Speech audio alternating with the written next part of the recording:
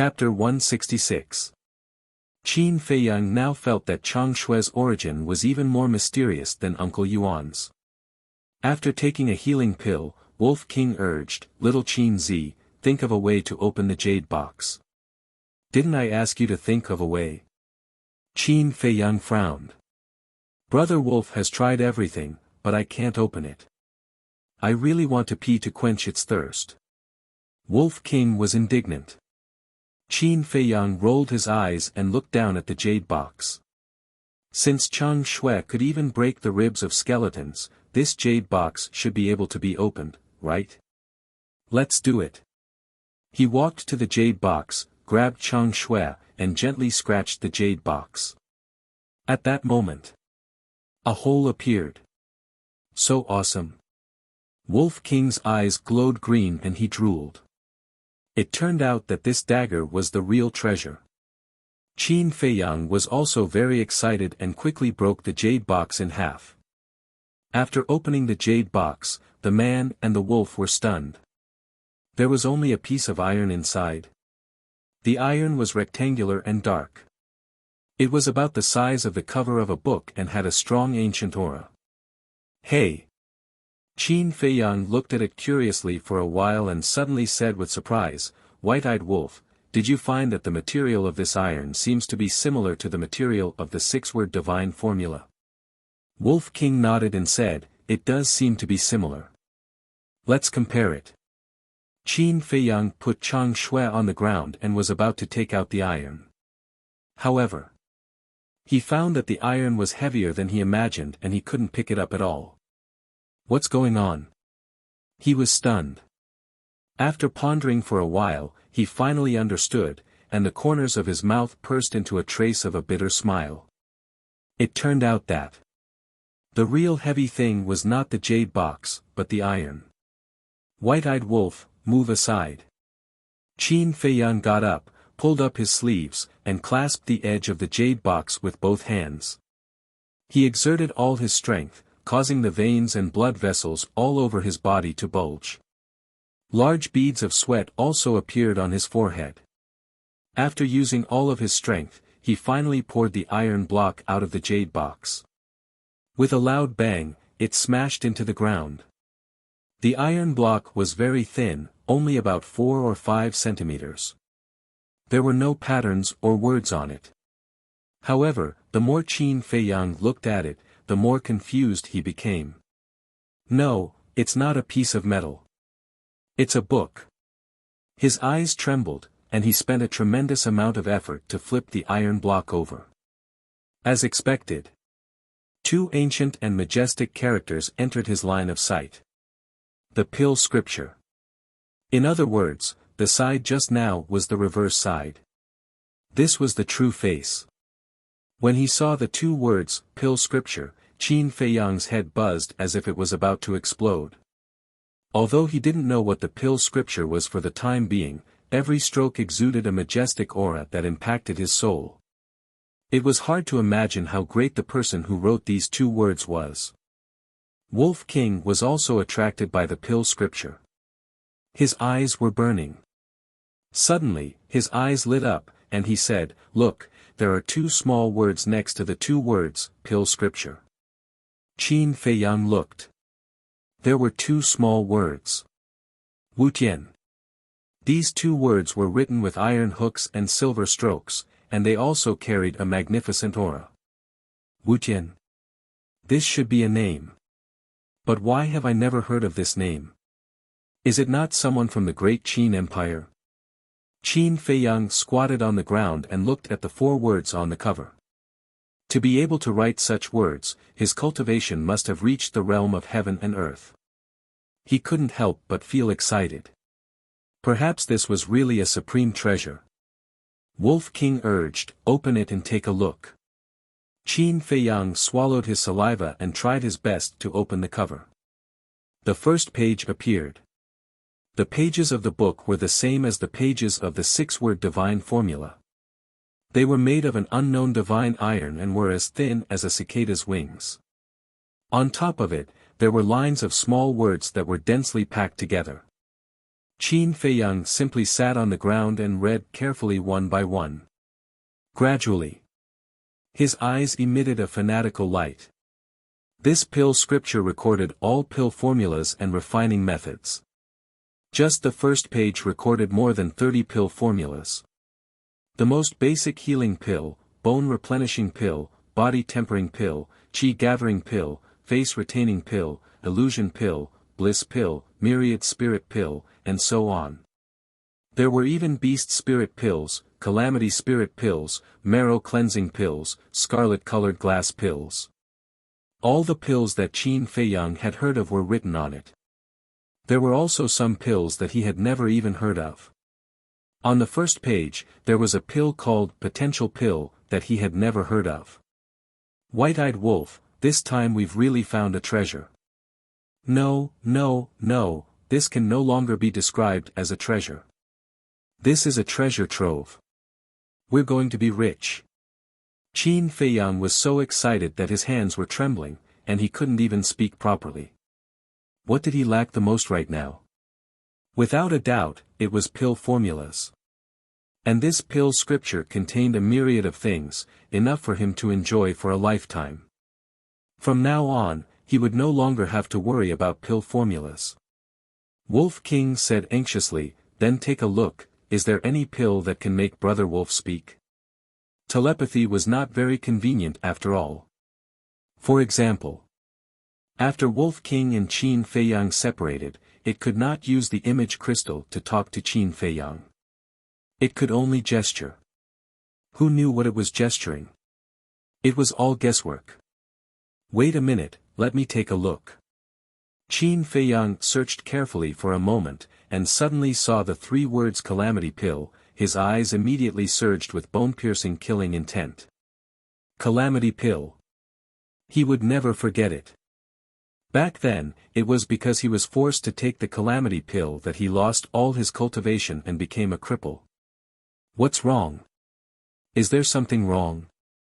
Wolf King looked at him in surprise. Nothing. Qin Feiyang shook his head, the killing intent in his eyes receding like the tide. Just you wait. Sooner or later, I will let you guys have a taste of the Calamity Pill. Muttering to himself, he continued to read.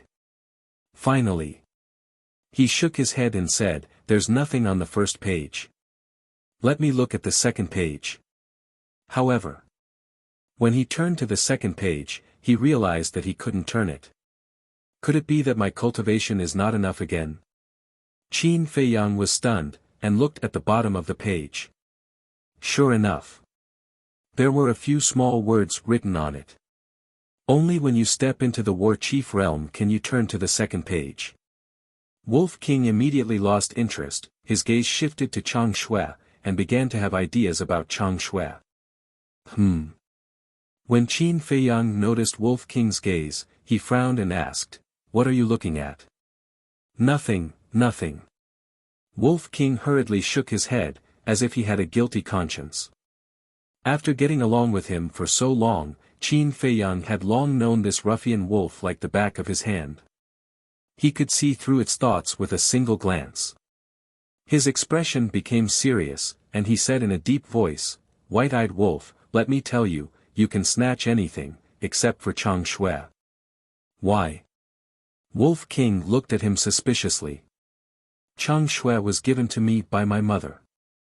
Qin Feiyang grabbed Chang Shui and lowered his head to size it up. There was a melancholy between his brows that could not be removed. Wolf King fell silent. It knew about Qin Feiyang's background. Therefore, it was very clear how much Chang Shui meant to Qin Feiyang. Wolf King raised its paw and patted Qin Feiyang's shoulder, and said seriously, "Don't worry, Brother Wolf promises that I won't have any ideas about Chang Shui in the future, and will protect it with you." So serious? Qin Feiyang was stunned. To be honest, he was still not used to it. However, in his heart, he was quite grateful to Wolf King. After putting Chang Shui into his cosmos bag, Qin Feiyang stood up and used half an hour to move the pill scripture to the altar and placed it beside the iron box. At that moment, He collapsed from exhaustion and lay on the ground. His whole body was covered in sweat, and water could be wrung out of his clothes. Wu Tian, who the hell is this person? How precious the elixir recipe is, and it's all recorded in the pill scripture. He looked at the top of the castle, his eyes full of doubts. A moment later, he finally recovered. He got up and walked to the altar, opened the 6-word divine formula, and compared the two. The materials were actually the same. Wolf King said, "Do you think the 6-word divine formula was also written by this person called Wu Tian?" No. Although the materials are the same, the font is different. The font of the pill scripture is very beautiful and complete. But the font of the 6-word divine formula is a bit sloppy and not standard. It's obvious that it's not from the same person. Qin Feiyang said. Hee, if Ling Yunfei and the others knew that we had such a treasure, what kind of expression would they have? The Wolf King snickered. Qin Feiyang frowned and said, Ling Yunfei, we must tell him, but Feng Ling Heir and Elder Wan, we must hide it from them first. After all, the pill scripture is too important. If there is a slight mistake, it will lead to a fatal disaster. That's right. No matter if they have evil intentions or not, it's always right to take precautions. Wolf King nodded. Well, it's time to inform Ling Yunfei and the others. Qin Feiyang took out the image crystal and infused it with true qi, quickly recovering. Not long after, the shadows of Ling Yunfei and Feng Ling Heir appeared. How is it? Ling Yunfei asked anxiously. I didn't find anything. Qin Feiyang said helplessly. With so many sand whales and white jade demonic snakes guarding, how could there be nothing? Feng Ling Heir frowned. There is, but it's a skeleton. I got a few ribs. Qin Feiyang picked up 6 ribs and waved them at the image crystal.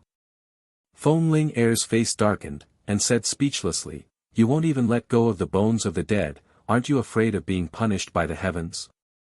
Then what else can we do? We can't go back empty-handed, right?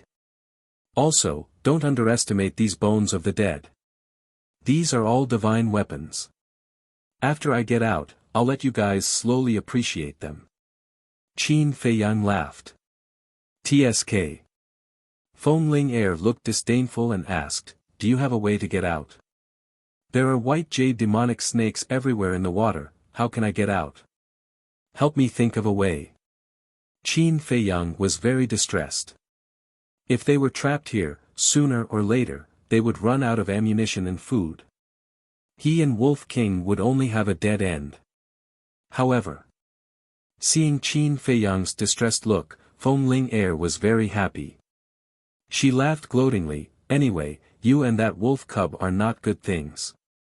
It's good to be trapped down there, so that you won't come out and bring disaster to the country and the people. This stinking woman. Wolf King was burning with anger and roared, Little Qin Zi, when we get out, find a chance to force her down and give birth to a nest of little Qin Zi. Let's see how she can be so awesome in the future. A nest? Qin Feiyang's face darkened, and he directly gave it a slap on the head and said angrily, Do you think I'm a pig? A nest? If you don't know how to speak, don't say it. Feng Ling Heir frowned and said unkindly, Are you two talking bad about me? Who dares to talk bad about you, a tigress? Chapter 167. Although there were many white jade demonic snakes at the bottom of the lake, they shouldn't be able to stop Elder Wan. However, the premise was that Elder Wan could enter the valley. Okay, don't worry. We'll go find him right away. Ling Yunfei responded, turned off the image crystal, and ran toward the entrance of the valley with Feng Ling Heir. Wolf King asked, Little Qin Zi, how long do we have to wait before Brother Wolf can openly be presumptuous in Yen City? Qin Feiyang smiled and said, Don't worry, it'll be soon. Wolf King said angrily, Nonsense, how can I not be anxious? Since leaving Iron Ox Town, Brother Wolf has been hiding in this godforsaken place every day. I'm almost depressed. Qin Feiyang rubbed its head and said with a smile, "Okay, I know you've been working hard. Let me tell you something. On the day Yi and the first prince get married, I'll announce my true identity." On the day of the wedding? Wolf King was slightly stunned and said in surprise, "Are you playing a big game of chess?" "It's not a big game. It's just a small game." Qin Feiyang's eyes flashed and he turned to look at the pill scripture. After a quick glance, his eyes were fixed on the 3 words, "potential pill." Outside, at the entrance of the valley, Ling Yunfei and Feng Ling Er stood on a steep rock and scanned the front. As far as the eye could see, other than the group of sand whales, there was nothing else. Ling Yunfei said, "All the sand whales that were chasing Elder Wan have returned. He should be hiding somewhere to recuperate now. Grandpa Wan, where are you?" Feng Ling Er shouted into the void. "Elder Wan, answer us if you hear us." Ling Yunfei also shouted. His voice was loud and reverberated in all directions. Whoosh! Soon, a figure of light broke through the air. It was Elder Wan. The blood on his body was still wet. At the same time, those sand whales turned around and looked at Elder Wan, their eyes full of ferocity. Elder Wan didn't dare to get close. He stood in the sky far away and looked down at the 2 of them. He asked, "Are you coming out?" Ling Yunfei shook his head and said, "There's no way out yet, because Jiang Haotian is trapped at the bottom of the lake by the white jade demonic snake. Elder, quickly come in and help him." Trapped at the bottom of the lake. Elder Wan frowned. He glanced at the group of ferocious sand whales and said helplessly, "They are blocking the entrance. How can I get in?" Feng Ling Er said, "Grandpa Wan, please condescend for a moment." "Kneel?" Elder Wan asked. Ling Yunfei nodded. This, Elder Wan hesitated. Ling Yunfei hurriedly said, "Elder Wan, this disciple knows that it is too difficult for you to kneel, but Jiang Haotian is this disciple's only friend. Please help him." Elder Wan remained silent, his brows tightly knitted. "Senior sister, what should we do?" Ling Yunfei turned to look at Feng Ling Er anxiously. Feng Ling Er said, "Go down and prove it to Elder Wan." Prove? Ling Yunfei was stunned, then suddenly realized. He jumped a few times and landed at the entrance. Without hesitation, he knelt on the ground with a face full of sincerity. All the sand whales immediately turned to look at him. When Ling Yunfei bowed 3 times and kowtowed 9 times, the sand whales actually retreated to the side and made a path for him. So magical. Elder Wan was dumbfounded. Feng Ling Er and Ling Yunfei were also in disbelief. Then, Ling Yunfei stood up and carefully took a step forward. The sand whale next to him was motionless. Seeing this, Ling Yunfei let out a long breath and walked out step by step. The sand whales just looked at him and didn't hurt him. After walking out, he looked up at Elder Wan and said with a smile, "Elder, did you see? This is the only way to get in and out of the valley." Whoosh! Elder Wan landed next to Ling Yunfei and looked at the sand whales. Roar! However, as soon as he landed, a group of sand whales rushed toward him with a murderous aura.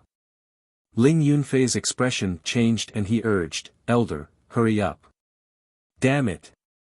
Elder Wan cursed. He bent his legs and knelt on the ground.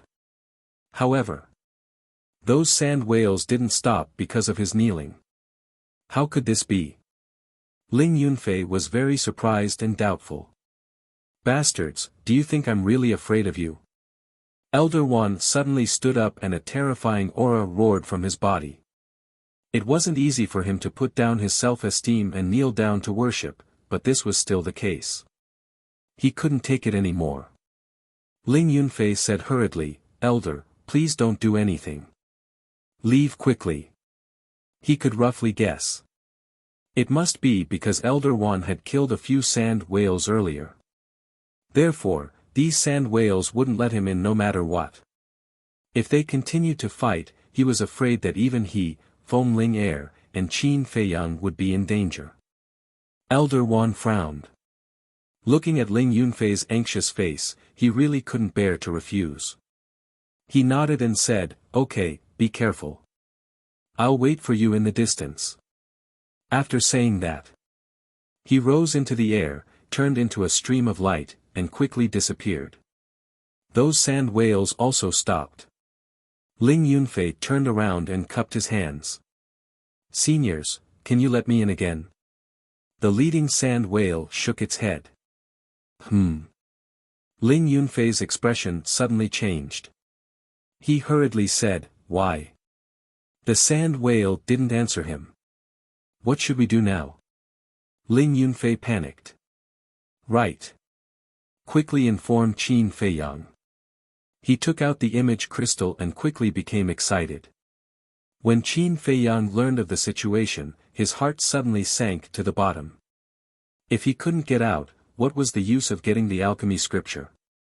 The Wolf King was so anxious that he stomped his feet. "Don't panic." Qin Feiyang took a few deep breaths and quickly calmed down. He lowered his head and pondered. There was always a way out. It was impossible for there to be no way. Suddenly, his gaze was fixed on the 6 ribs. Sand whale and white jade demonic snake were obviously guarding the skeleton. Then they should be in awe of the skeleton. If he put the skeleton's bones on his body, would the white jade demonic snake not dare to approach? When he told this idea to Wolf King firmly opposed it. Because this was just a guess. What if something happened? Forget it. If we don't try, we will be trapped here forever. What's more, even if it doesn't work, I can just hide in here. They can't hurt me. Qin Feiyang said. Alright, be careful. Wolf King warned, feeling very worried. Qin Feiyang nodded, holding 3 ribs in each hand. With a thought, he appeared next to the skeleton. Immediately, he couldn't help but feel his scalp explode. The skeleton was surrounded by white jade demonic snakes. It was so densely packed that even wind couldn't get through. If it was another person, seeing this scene, he would definitely be scared to death.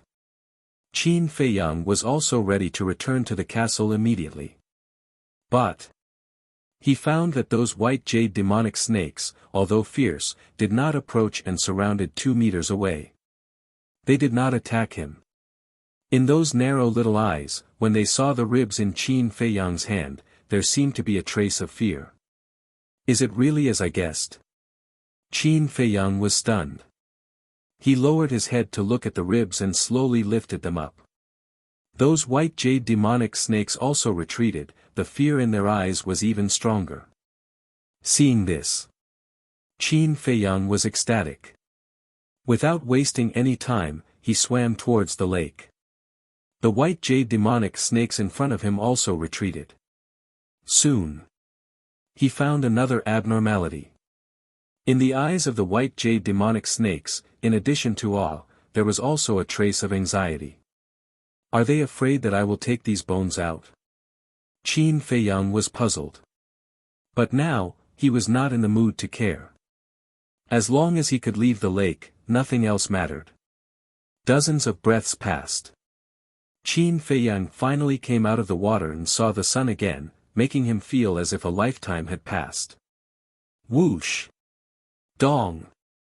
The group of white jade demonic snakes was always around him, jumping up and down anxiously.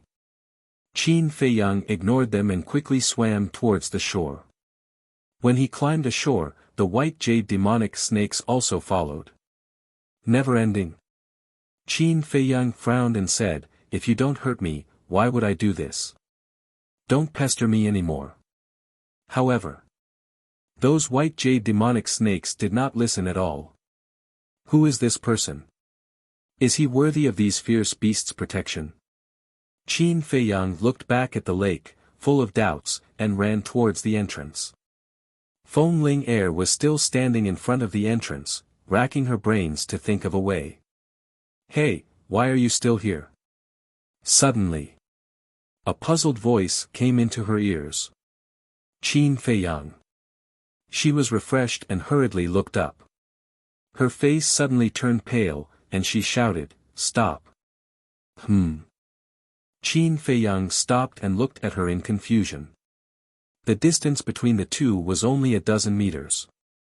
"First, tell me clearly, what is this situation?" Feng Ling Air was very surprised. Thousands of white jade demonic snakes surrounded him but did not hurt him. This was simply a strange story in the world. It's all thanks to them. Qin Feiyang grinned and waved the 6 ribs. Feng Ling Air frowned. "I told you that these bones are treasures, but you don't believe me." Qin Feiyang shrugged helplessly. Feng Ling Air's mind was in a mess. Since when could even the bones of the dead be called treasures? Wasn't it too ridiculous? Hiss. At this moment, a white jade demonic snake, with a harsh hiss, rushed towards Feng Ling Air. The other white jade demonic snakes also seemed to have received orders and rushed towards Feng Ling Air. Damn it, what's this situation? Feng Ling Air's face was pale. These little things are quite smart. Qin Feiyang murmured. Obviously, the white jade demonic snake wanted to threaten him with Feng Ling Air. Clang! He quickly took out Chang Shui and shouted, "Whoever dares to move again, I will destroy these bones." The white jade devilish snakes stopped in unison and turned their heads to look at Qin Feiyang. There was actually a trace of pleading in their cold eyes. "Get out of the way!" Qin Feiyang shouted coldly. Now, he certainly could not give the 6 ribs to them. Otherwise, he and Feng Ling Air would be finished. However, the white jade demonic snakes did not get out of the way, as if they were in a stalemate with him. Roar! A sand whale suddenly let out a furious roar. The white jade demonic snakes finally got out of the way. Qin Feiyang hurried over and joined Feng Ling Air. Feng Linger said in surprise, "Scoundrel brat, what the hell is this dead person's bone in your hand? Let's go out first." Chapter 168. Feng Ling Air looked at Qin Feiyang with disdain.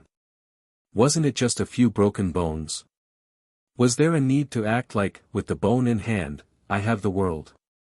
Besides, these sand whales were not something that the white jade magic snake could compare to. They were all existences at the War Emperor level, would they buy this? However, the next moment, she was dumbfounded. The sand whales that were blocking the entrance all retreated, making a wide path.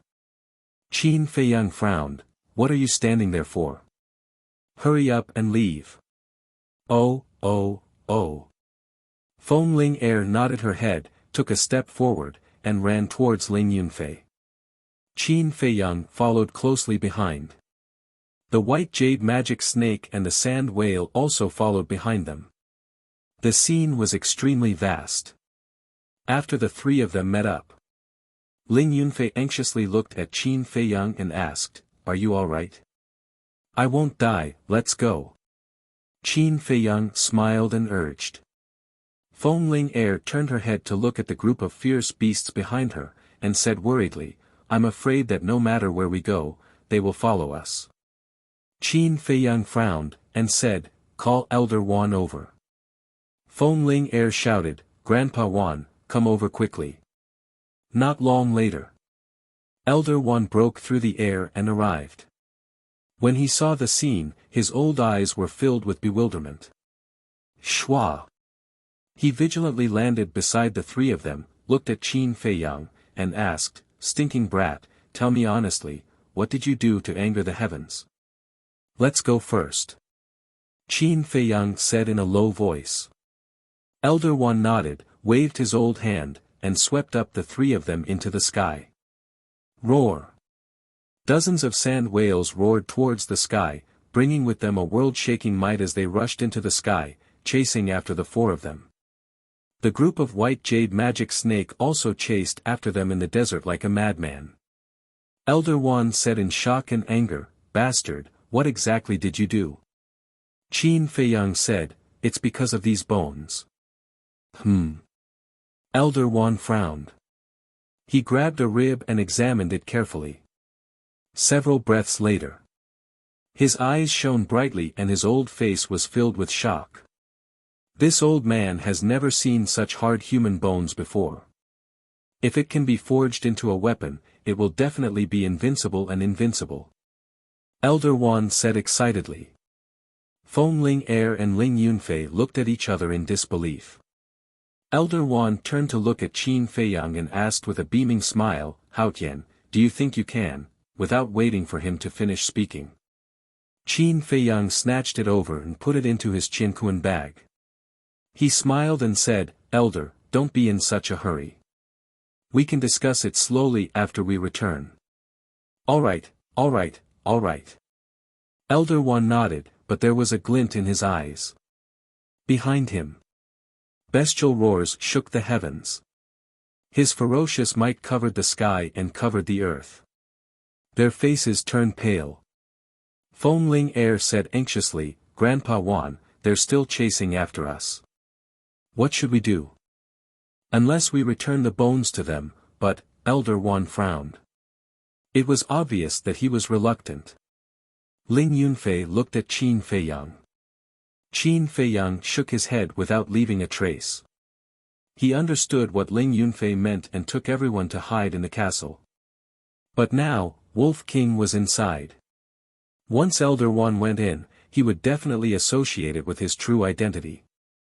After all, this old man was the law-enforcing elder of the martial imperial palace. How could his mind be simple? Come back. Just when the four of them were at a loss, an ethereal voice sounded in the minds of all the sand whale and white jade demonic snake. However, Qin Feiyang and the other three didn't hear it. Suddenly, the sand whale and white jade demonic snake both stopped, looked at the four of them coldly, and turned back. What's going on? Why aren't they chasing? Sensing the abnormality behind them, Qin Feiyang and the others looked back and were extremely surprised. Isn't it better if they don't chase? Well, let's go back to Yen City at full speed. Jiang Haotian, tell us about the situation in the valley. Elder Wan breathed a sigh of relief and said with a smile. Then he propped up a battle chi boundary and led the three of them away without looking back. And on the same night, with a loud boom, the valley sunk into the desert. Along with it, dozens of sand whales and countless white jade demonic snakes disappeared. 21 days passed. Yen City finally entered Elder Wan's sight. Elder Wan said, "Brat, we've arrived at Yen City. Come out quickly." These days, Qin Feiyang had been in the castle, copying the return formula. The last stroke had been half successfully copied. Hearing Elder Wan's call, he closed the iron book and appeared in the boundary. At the same time, Ling Yunfei and Feng Ling Er also opened their eyes one after another. "We're finally back, but this time, I didn't get anything." Feng Ling Er sighed and glared at Qin Feiyang angrily. Qin Feiyang frowned and said, "Why are you waiting for me? It's not like I forced you to go." "Bastard," Feng Ling Er gritted her teeth. Whoosh! Elder Wan led the three of them and flew directly into the city. Although there were rules in Yen City that forbade flying on beasts, this was only for ordinary people. Experts like Elder Wan were not restricted. And the news of Qin Feiyang's return immediately spread like wildfire in Yen City. For a time, spies from various forces rushed to the Martial Imperial Hall. It could be said that the clouds were moving from all directions. Martial Imperial Hall. Conference Hall. The beautiful woman had been waiting for a long time. When Qin Feiyang and the other two entered, they were immediately scolded. The three of them were also unprecedentedly obedient, lowering their heads and silently being scolded. A moment later, the beautiful woman seemed to be thirsty. She picked up the teacup, took a sip, and asked, do you dare to sneak out again in the future? The three of them shook their heads. The beautiful woman said, since you know your mistake, then don't go to the pig cage. What? The three of them were stunned. Lin Yunfei asked, Elder, you really got a pig cage? Do you think we're joking? Elder Wan snorted coldly. Qin Feiyang and the other two immediately broke out in cold sweat. Fortunately, they were not stubborn. Otherwise, they would really go to the pig cage for a while. It was scary just thinking about it. The beautiful woman waved her hand and said, all right, you can leave. I still have something to discuss with Elder Wan. Wait. Elder Wan hurriedly got up and said with a smile, Jiang Haotian, this old man has worked hard on this journey. Do you want to give me one of those human bones? Of course, this is what I should do. Qin Feiyang took out a rib and handed it over with both hands. The beautiful woman's face suddenly revealed a look of surprise. Then I'll take my leave first. Qin Feiyang had just turned around when he seemed to have thought of something. He looked at Elder Wan and smiled awkwardly, Seniors, now that I'm back, shouldn't you return Fatso and Lu Hong's image crystals to me? The beautiful woman took out 2 image crystals and placed them on the table.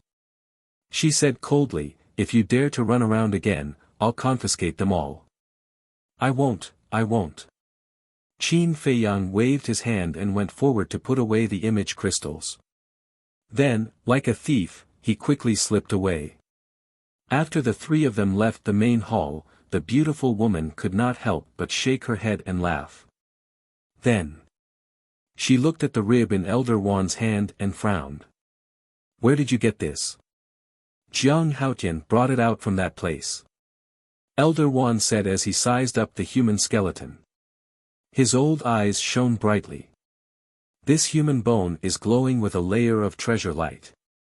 This person's strength must have reached the peak when he was alive. When did such an expert appear in the county of Yen? The beautiful woman was puzzled. Elder Wan said, I'm also puzzled. Why don't we discuss it with the Hall Master? To be honest, I want the Hall Master to go with me to the Desert of Death again and get the skeleton out of the lake. Okay. The beautiful woman nodded. Soothing Lake. As soon as Qin Feiyang returned, Shizheng frowned and looked at him unhappily. Qin Feiyang was a little embarrassed. He laughed dryly and said, Senior, I'm really sorry about that. Shizheng said, I hope there won't be a next time. Definitely not. Qin Feiyang raised his hand and promised. After sending Shizheng away, Qin Feiyang walked into the pavilion. Fatso and Lu Hong immediately ran down from the second floor. Jiang Laoda, I missed Fat Lord so much. Fatso opened his arms and ran towards Qin Feiyang, the fat all over his body jiggling. Qin Feiyang's face twitched as he dodged sideways. Fatso immediately looked at him with hidden bitterness. Qin Feiyang shivered, goosebumps all over his body. Can you stop disgusting me? Glaring fiercely at Fatso, he walked to the side of the tea table and sat down on the chair. He gently rubbed his forehead, looking a little tired. Seeing this, Lu Hong very sensibly squatted at the side to make tea. Fatso sat next to Qin Feiyang and laughed, Boss, you went out for more than 50 days. Did you get any treasures? Qin Feiyang rolled his eyes at him, took out the image crystal, threw it on the tea table, and said, take good care of it in the future. If it's confiscated again, I'm not responsible. Fatso chuckled and hurriedly put it away. The tea is ready. Lu Hong poured a cup of tea and pushed it in front of Qin Feiyang. Thank you. Qin Feiyang thanked her, picked up the teacup, and said, tell me about the situation in Yen City these days. Lu Hong said, except for the marriage between the eldest prince and Lin Yi, nothing major happened. During this time, we also issued medicinal pills every 10 days according to your instructions. Since you left, we have issued 5 times. Qin Feiyang nodded and asked, what about the blood-killing token? Lu Hong shook her head and said, Elder Ji is investigating, but he hasn't found anything. There is no news from Steward Li. Qin Feiyang drank tea while pondering. He had an intuition that the origin of the blood-killing token was definitely not simple. After a while, Qin Feiyang put down the teacup and said, "Fatso, give me the eldest prince's medicinal herbs." Fatso frowned and said, "Do you really plan to refine for him? 10 sets of medicinal herbs, I can get 5 sets, which is equivalent to 20 million gold coins. Why wouldn't I refine?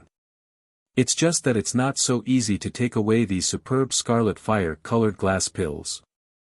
But this royal family is really rich.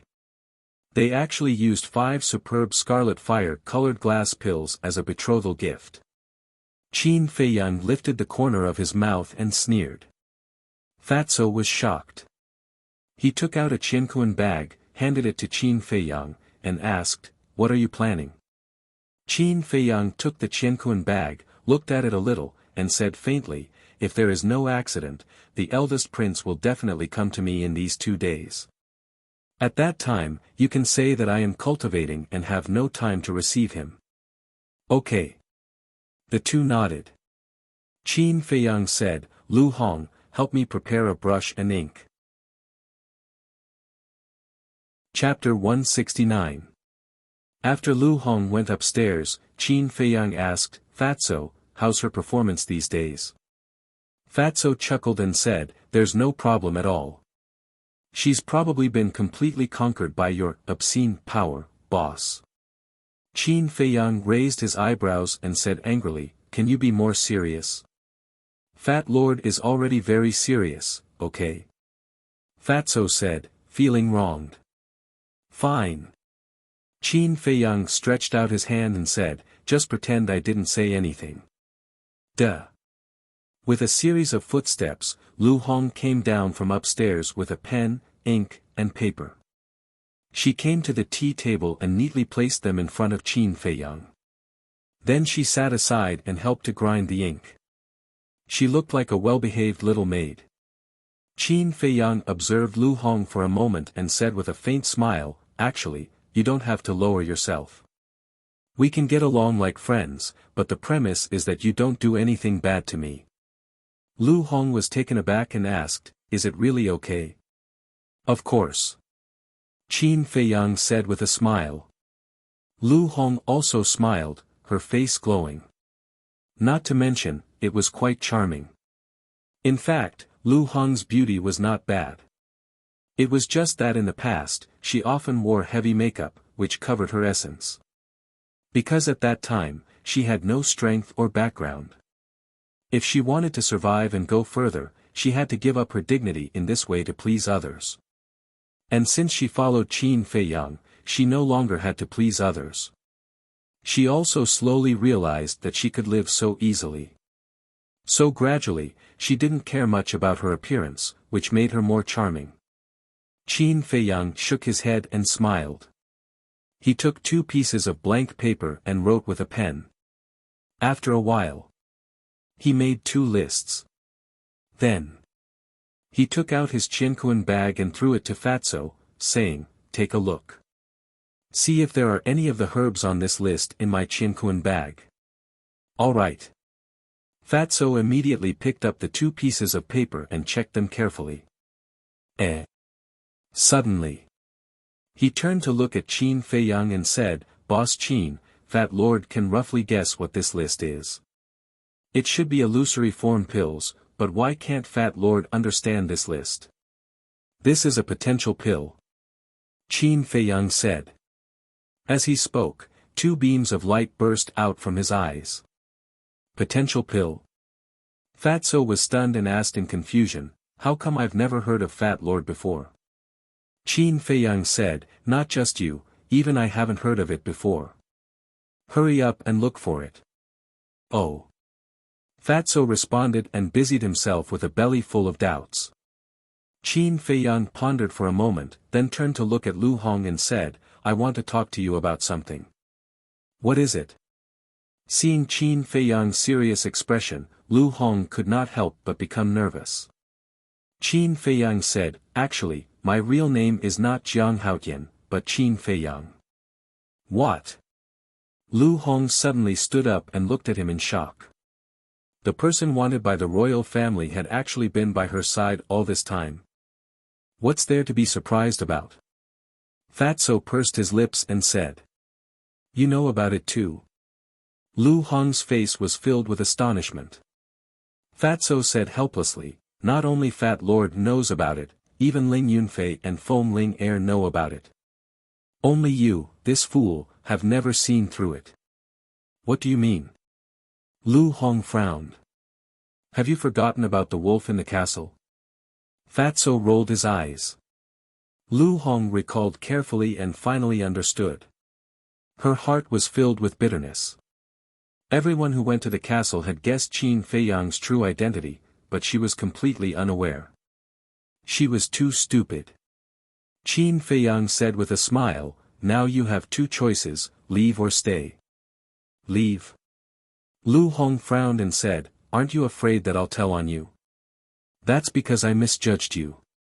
Qin Feiyang smiled faintly. Lu Hong looked at him in a daze. Originally, she thought that Qin Feiyang would say to kill her to silence her. But she did not expect that the result would be such an answer. Immediately after, Lu Hong smiled and said, I believe in Fatso's judgment. Fatso often whispered in her ear that Qin Feiyang was not a simple person. Perhaps this was an opportunity given to her by God, a way out. She was willing to bet on this. Fatso smiled and said, Fat Lord also has times when he misjudges. Lu Hong said with a smile, then I can only accept my fate. Ah. Fatso was stunned, then shook his head and laughed. He gave Lu Hong a thumbs up, his eyes full of praise. Lu Hong also never expected this ending. Once, she hated Qin Feiyang. Because back then in the pill hall, Qin Feiyang slapped her mercilessly and even almost killed her. Originally, she thought that they would be enemies forever. Unexpectedly, they became friends today. It was as if the heavens were playing a huge joke on her. And Qin Feiyang was also very satisfied with Lu Hong's performance. He took out a top-grade red fire-colored glass pill and handed it over with a smile, take it. In this way, Qin Feiyang only had 5 pills left. Thank you. Lu Hong took the top-grade red fire-colored glass pill, her hands were trembling. She had been longing for this pill for a long time. Now that she finally got it, she felt like she was dreaming. Qin Feiyang said, oh right, prepare 2 more bamboo slips.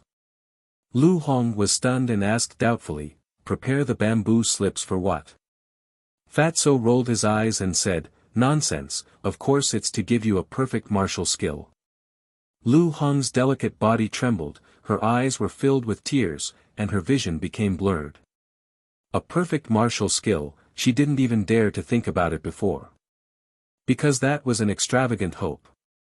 It was impossible to achieve in a lifetime. But now, the person in front of her not only gave her a top-grade red fire-colored glass pill, but also a perfect martial skill. Was this really not a dream? Why? You don't want it? Then I won't force you. Qin Feiyang teased. Think about it, I'll go get the bamboo slips now. Lu Hong hurriedly nodded and ran upstairs happily. Fatso sighed, she's so easily moved, seems like she's quite simple. Everyone has a simple side, but under the cruel environment, it was buried. How is it? Did you find it? Qin Feiyang asked. Fatso nodded, there are all the medicinal ingredients for the illusory form pill, enough for you to refine dozens of them, speaking of which. A trace of suspicion crawled up in Fatso's eyes, and he frowned, but there are a total of 33 kinds of medicinal ingredients for this potential pill, and there are only 2 kinds in the universe bag. I say, boss, what kind of potential pill does it have? Fatso looked at him in confusion. It's a secret for now. Qin Feiyang smiled mysteriously. At this time, Lu Hong took 2 bamboo slips and walked downstairs. The perfect martial skill that Qin Feiyang gave to Lu Hong was the mystic moon palm and gale steps. After copying it, he stood up and put away the universe bag, and said to the two of them, "No matter what, you have to help me find the medicinal ingredients for the potential pill within 3 months, no matter the cost." "All right." The two of them nodded. "Also, if anyone asks, don't say the words potential pill," Qin Feiyang warned, and then went to the castle. He first refined an illusory form pill and returned to Jiang Haotian's appearance. Then, he began to refine the 10 scarlet fire-colored glass pills. Outside, Fatso frowned and said, "Qin Feiyang doesn't seem to be joking this time. When has he ever joked?" Lu Hong rolled her eyes at him, lowered her head and muttered to herself for a while, then said, "Find a chance to go to the treasure pavilion and ask Manager Li. That's easy. Fat Lord will go find a disciple of the Martial Imperial Palace and send a message to Manager Li. You take care of things here." After Fatso finished speaking, he got up and left in a hurry. In the evening, Manager Li came to the soothing lake. When he saw the list, he immediately frowned. 33 medicinal ingredients, he had never seen them before. He looked at Fatso and asked, "Can I ask, what kind of medicinal ingredients are these?" Lu Hong said with a smile, "Sorry, Jiang Haotian told me not to reveal it." Manager Li said, "Then where is he now?" Lu Hong said with a faint smile, "Sorry, he is cultivating in seclusion and will not receive anyone for the time being. If you want to see him, I can make an appointment for you in advance." Appointment? Manager Li's old face tensed up, and he was very unhappy. In any case, he was the manager of the treasure pavilion and a war emperor. Now, he had to make an appointment to see a little martial master. What kind of world was this? "Senior, you can't blame Jiang Laoda for this. He is really too busy. If there's anything, we can talk about it." Fatso chuckled. The world is really degenerating day by day. Manager Li sighed and nodded, "Okay, I will try my best to help you find these medicinal ingredients, but in terms of price," Lu Hong said with a smile, "Senior, we are all old acquaintances. If you can give me a discount, try to give me a discount. You really don't want to suffer any losses. How much do you want?" Manager Li was a little helpless. "As much as you have," Lu Hong said. "Okay, do you have an image crystal?" Manager Li asked. "Of course." Fatso chuckled and took out the image crystal. Lu Hong also took it out. This kid is really generous. Manager Li couldn't help but feel envious. The three of them bit their fingers and dripped a drop of blood on each other's image crystal, establishing a contract bridge. This way, it would be convenient for them to contact each other in the future. Dong! At this time, there was a knock on the door. "Who is it?" Fatso frowned. "His Royal Highness the eldest prince is here. Quickly open the door to welcome him." A shout was heard. "So arrogant." Fatso lifted the corner of his mouth and shouted mercilessly, "Fat Lord is meeting an important guest. Wait outside for Fat Lord." Hearing this, the eldest prince, who was standing outside the door, couldn't help but raise his eyebrows. Next to the eldest prince, there was a young man in luxurious clothes. It was Lin Han's son, Lin Hao. Beside the two of them stood 4 palace guards. But these 4 guards were stunned at this moment. Lin Hao was also dumbfounded. Someone actually dared to speak to the eldest prince like this? After coming back to his senses, one of the guards suddenly shouted, "You dare to let the eldest prince outside in the cold wind? Are you tired of living? Damn! So what if he's the eldest prince? This is not the palace. Don't be a tyrant here. Since you are here, you have to abide by Jiang Laoda's rules. If I ask you to wait outside, then wait outside. Why are you talking so much nonsense?" Fatso was extremely arrogant. He didn't take the eldest prince seriously at all. This is outrageous. Chapter 170. Stop! The first prince shouted. The guard turned around and looked at him with a face full of anger. First prince, your body is priceless, how can you be humiliated by these lowly commoners? That's right, although we are in the martial imperial palace, we have every reason to ask the higher-ups of the martial imperial palace for a reasonable explanation for how they treated you. Lin Hao also fanned the flames. Last time, Qin Feiyang went to the Lin family and took away 5 million gold coins. He and his father, Lin Han, still couldn't let go of it. If I say stop, then stop. When is it your turn to interrupt? The first prince said in a low voice. The 4 guards and Lin Hao's expression froze and immediately fell silent. Actually, the first prince was very angry and puzzled. From the time he met Qin Feiyang until now, he had never done anything to offend Qin Feiyang. But why would Qin Feiyang make things difficult for him at this moment? Could it be that because he could refine top-quality pills, he had reached the point of looking down on everyone? If that was the case, as the first prince of the royal family, he would definitely not let this go. In the guest hall, Manager Li was extremely shocked. Did this fatso eat a leopard's guts? Fatso said shyly, don't look at Fat Lord like that. Fat Lord is not a girl. Ugh. Manager Li was stunned and directly retched. This damn fatso was really disgusting. He didn't know how Jiang Haotian could stand it. Cough cough. He coughed and said in a low voice, Fatso, although the first prince doesn't dare to do anything to you in the martial imperial palace, if you leave the martial imperial palace, with his identity and status, he has 100 ways to kill you. You'd better keep a low profile. Fatso said disdainfully, TSK, only 100 ways.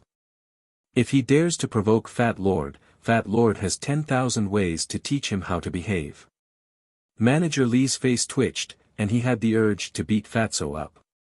It seemed that he couldn't stay in this place any longer. He didn't want to lose control and beat up Fatso. This old man is leaving. You don't have to send me off. After putting away the image crystal, Manager Li turned around and left in a hurry. Senior, please wait a moment.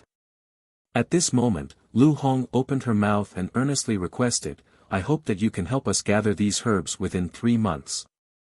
3 months. Manager Li frowned and nodded, alright, I'll start dealing with it when I get back. Lu Hong walked over and opened the door. She stepped aside and said with a smile, Senior, take care. Manager Li walked to the door and smiled at the first prince. The first prince bowed in a very humble manner. After that, Manager Li walked out and left the soothing lake without looking back. Only then did Lu Hong look at the first prince. She bowed and asked, Your Highness, is there anything I can help you with? Lin Hao said angrily, Are you going to let the first prince stand here forever? Who are you? Lu Hong furrowed her brows. Lin Hao said proudly, I'm the first young master of the Lin family, Lin Hao. I've heard a lot about you, young Master Lin. Now that I've met you today, you're indeed a talented and outstanding man. Lu Hong said with a smile, appearing gentle and courteous. Lin Hao became more and more proud. But suddenly, Lu Hong changed the topic and said coldly, We don't have many people here, so there's no one to serve you. If you want to be a first young master, go back to your Lin family. I won't see you out. Lin Hao's face immediately turned green. The first prince frowned and said with a smile, Miss, can you give me some face? How would I dare not give face to your highness? However, Jiang Haotian is cultivating in seclusion. Before he started, he told me not to meet anyone. If your highness is here for me in Fatso, we'll naturally welcome you. But if you're here for Jiang Haotian, please go back first and come back another day. Lu Hong said with a smile. How dare you? He really thinks he's a big shot. Tell him to come out immediately and kneel to greet your highness. The 4 guards flew into a rage. The first prince had lowered himself and came to visit in person, but he was rejected at the door. This was simply too much. Kneel to greet. Lu Hong raised her beautiful eyebrows. Ouch!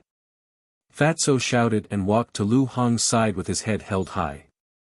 He glanced at the 4 guards and said disdainfully, "Fat Lord, I was wondering who it was. So it's just 4 lackeys. Why are you so arrogant?" In fact, no one was more arrogant than him now. "Who are you talking about?" The 4 guards' faces were gloomy. "I'm talking about you. Can't you tell? Idiots." Fatso sneered. Clang. The 4 guards drew their swords at the same time. "Oh. You want to fight? Come on, Fat Lord is standing here.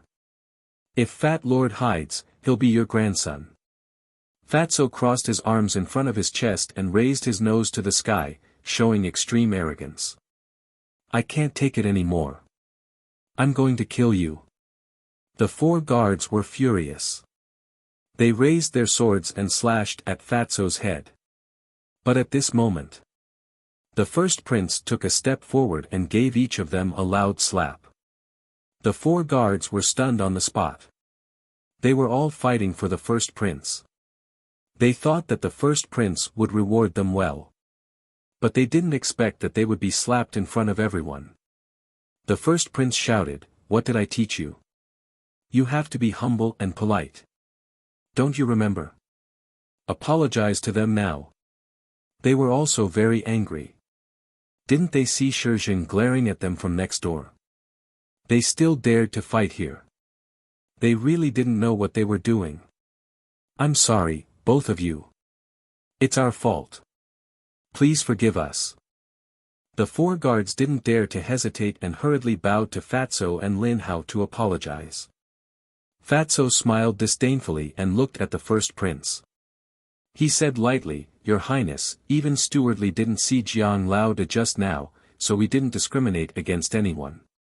Please go back." In other words, he was saying that even Stewardly couldn't see him, let alone him. If he knew what was good for him, he should get out of here as soon as possible. The first prince grew up in the palace and had experienced a lot of intrigue. How could he not understand? But he didn't get angry. He chuckled and said, "Since Brother Jiang is cultivating in seclusion, then let's forget about this matter. But I want to talk to the 2 of you. Do you have time?" Fatso and Lu Hong looked at each other with a trace of doubt in their eyes. Lu Hong stepped aside and stretched out her hand. "Your Highness, please come in." The first prince smiled and walked into the living room. Lin Hao and the 4 guards were about to follow him in. Bang! Fatso closed the door and shouted, "Trash, wait outside." Trash! Lin Hao clenched his hands together with a ferocious look on his face. The first prince smiled bitterly and said, "Brother Fatty, Lin Hao is my future brother-in-law. Do you think you can give me some face?" Fatso said disdainfully, "Tsk, who in Yenching City doesn't know that Lin Yi is not his sister?" Lu Hong smiled and said, "Your Highness, just say it if you have something to say." A cold light flashed in the depths of the first prince's eyes. He smiled and said, "Who do you think has a better future between me and Jiang Haotian?" "What do you mean?" The 2 frowned. The first prince said, "To be honest, I want you to follow me. As long as you agree, I will let my father personally come forward to reconcile with the Danwang Hall. At that time, you don't have to continue to hide like this. Poach people." Fatso couldn't help but sneer secretly. However, he didn't make a sound and paid attention to the changes in Lu Hong's expression.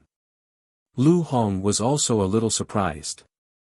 But she didn't show any expression of being moved. After a little hesitation, she smiled and said, "Your Highness, I don't believe that a pie will fall from the sky. You are all smart people." The first prince smiled and said, "I want you to be undercover around Jiang Haotian and help me control his whereabouts." Fatso joked, "We haven't agreed yet, and you have already told us your purpose. Aren't you too confident? Although Jiang Haotian is a superb alchemist, he has no background and is not strong. If one day, Martial Emperor Hall no longer protects him, will he have a good end? You also know that the Danwang Hall will definitely not let him go. But I am different. I have the entire royal family behind me. Even if I make a big mistake, I will be safe and sound. You too, you are sensible people. I believe you know very well what to choose. The first prince looked at the two confidently. Fatso said, I think your real purpose is to take Jiang Laoda under your command. The first prince was astonished. He shook his head and smiled, Brother Fatty is really smart. That's right, this prince's ultimate goal is him. But you can rest assured that even if Jiang Haotian surrenders to this prince will still regard you highly. Fatso smiled slyly, then what can you give us? Seeing that Fatty's heart was starting to waver, the crown prince's heart warmed. He smiled, other than helping you to reconcile your relationship with the Pill Emperor Hall, this highness also solemnly promises to give each of you 1,000,000 gold coins, as well as a top-tier martial art. 1,000,000? Superior martial skill. Fatso was stunned and sighed, Your Highness is really generous. The first prince smiled, this is the value you deserve. Fuck, Fat Lord can't hold it anymore. Fatso cursed and turned hostile on the spot. He shouted, I said you are fat and you are really arrogant. 1,000,000 gold coins and a superior martial skill, are you trying to send a beggar away? The first prince's face darkened. Fatso took out the image crystal and threw it on the tea table. He said contemptuously, this is a gift from Jiang Laoda to Fat Lord. How much is it worth? The first prince's eyes widened in disbelief. Surprised by this? Fatso sneered and said to Lu Hong, let him see it again. Don't you know how to keep a low profile? Lu Hong rolled her eyes at Fatso, but she also took out the image crystal and the superior red fire-colored glass pill that she had not taken yet. Because she also couldn't stand the first prince's self-righteous and arrogant face. The first prince was completely dumbfounded. Come. How much are these worth? By the way, there are 4 perfect martial skills, also given by Jiang Laoda, Fat Lord really can't understand. You are a prince, how can you give away 1,000,000 gold coins and superior martial skills? What are you still talking about? This is the value you deserve. Fuck, Fat Lord and Lu Hong are so cheap in your eyes. Originally, Fat Lord didn't want to embarrass you, but you shamelessly came. Tell me, aren't you looking for trouble? Chapter 171. The first prince was embarrassed. He blushed and wished he could find a hole to hide in. He thought that Fatso and Lu Hong were country bumpkins who had not seen much of the world and were easy to bribe. But he never expected that. In the end, he was the one who humiliated himself. He felt like a clown, making a fool of himself in front of the two. I couldn't hold back my temper. Your Highness, I'm very sorry. How about we talk again? Actually, it's not difficult to bribe us. As long as you give us 20,000,000 gold coins each, 2 red fire glaze elixirs, and 3 perfect martial arts techniques, Lu Hong and I will serve you wholeheartedly. Fatso raised the corner of his mouth and laughed. Pretend I didn't say anything. The first prince said and walked to the door, his eyes flashing with a fierce light. Fatso laughed and said, Your Highness, walk slowly. Be careful not to slip and fall. Let's see how long you can be arrogant. The first prince grumbled, kicked the door open, and strode out. Your Highness, it's bad for your body to be angry.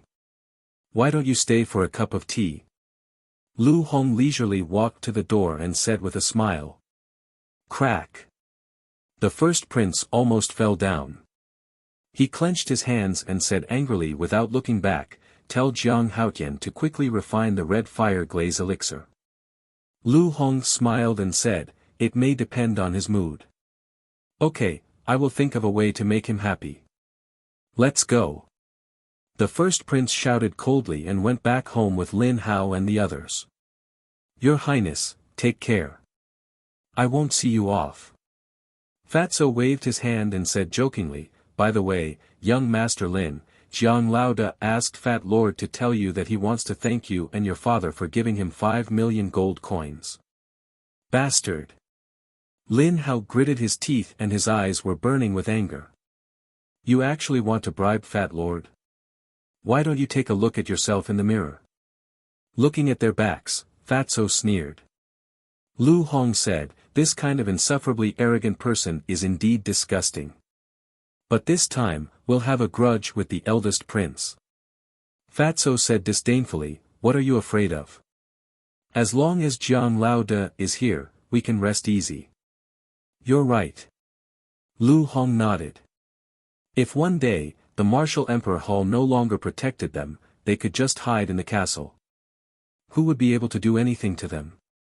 Therefore, there was no need to worry at all. Qin Feiyang also heard it clearly from inside the castle, but he didn't take it to heart. The next day, Ling Yunfei arrived at the soothing lake and brought a piece of news to Qin Feiyang. Elder Wan and the palace master both left the martial imperial palace. As for where it went, no one knew. Qin Feiyang wasn't very concerned about this matter. When he told Ling Yunfei about the pill scripture, Ling Yunfei was also extremely shocked. Obviously, he didn't expect that there was such a treasure hidden at the bottom of the lake. Next, Qin Feiyang went into seclusion. The eldest prince and Lin Hao didn't take any action. But the spies of the major forces lurked around the martial imperial palace all day long like dog skin plaster. The martial imperial palace had undoubtedly become the focus of the entire Yen city. But as the source, Qin Feiyang, seemed to have disappeared from the world. Since returning to Yen city, he had never appeared in front of anyone. Whether it was the distribution of medicinal pills or others coming to him to refine medicinal pills, it was all handled by Fatso and Lu Hong. Gradually, everyone had the misconception that the 3 words Jiang Haotian seemed to have already become a legend. After a while, a sensational piece of news spread throughout Yen City. The royal family posted a notice. The adopted daughter of Lin family's Lin Han, Lin Yi, would officially marry the eldest prince 10 days later. It was also on this day.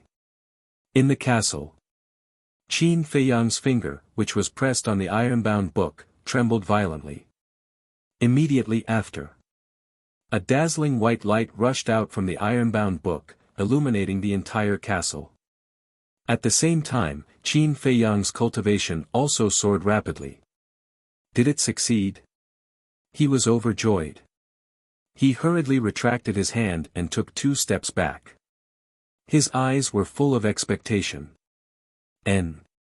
Wolf King also got up suddenly and ran to Qin Feiyang's side.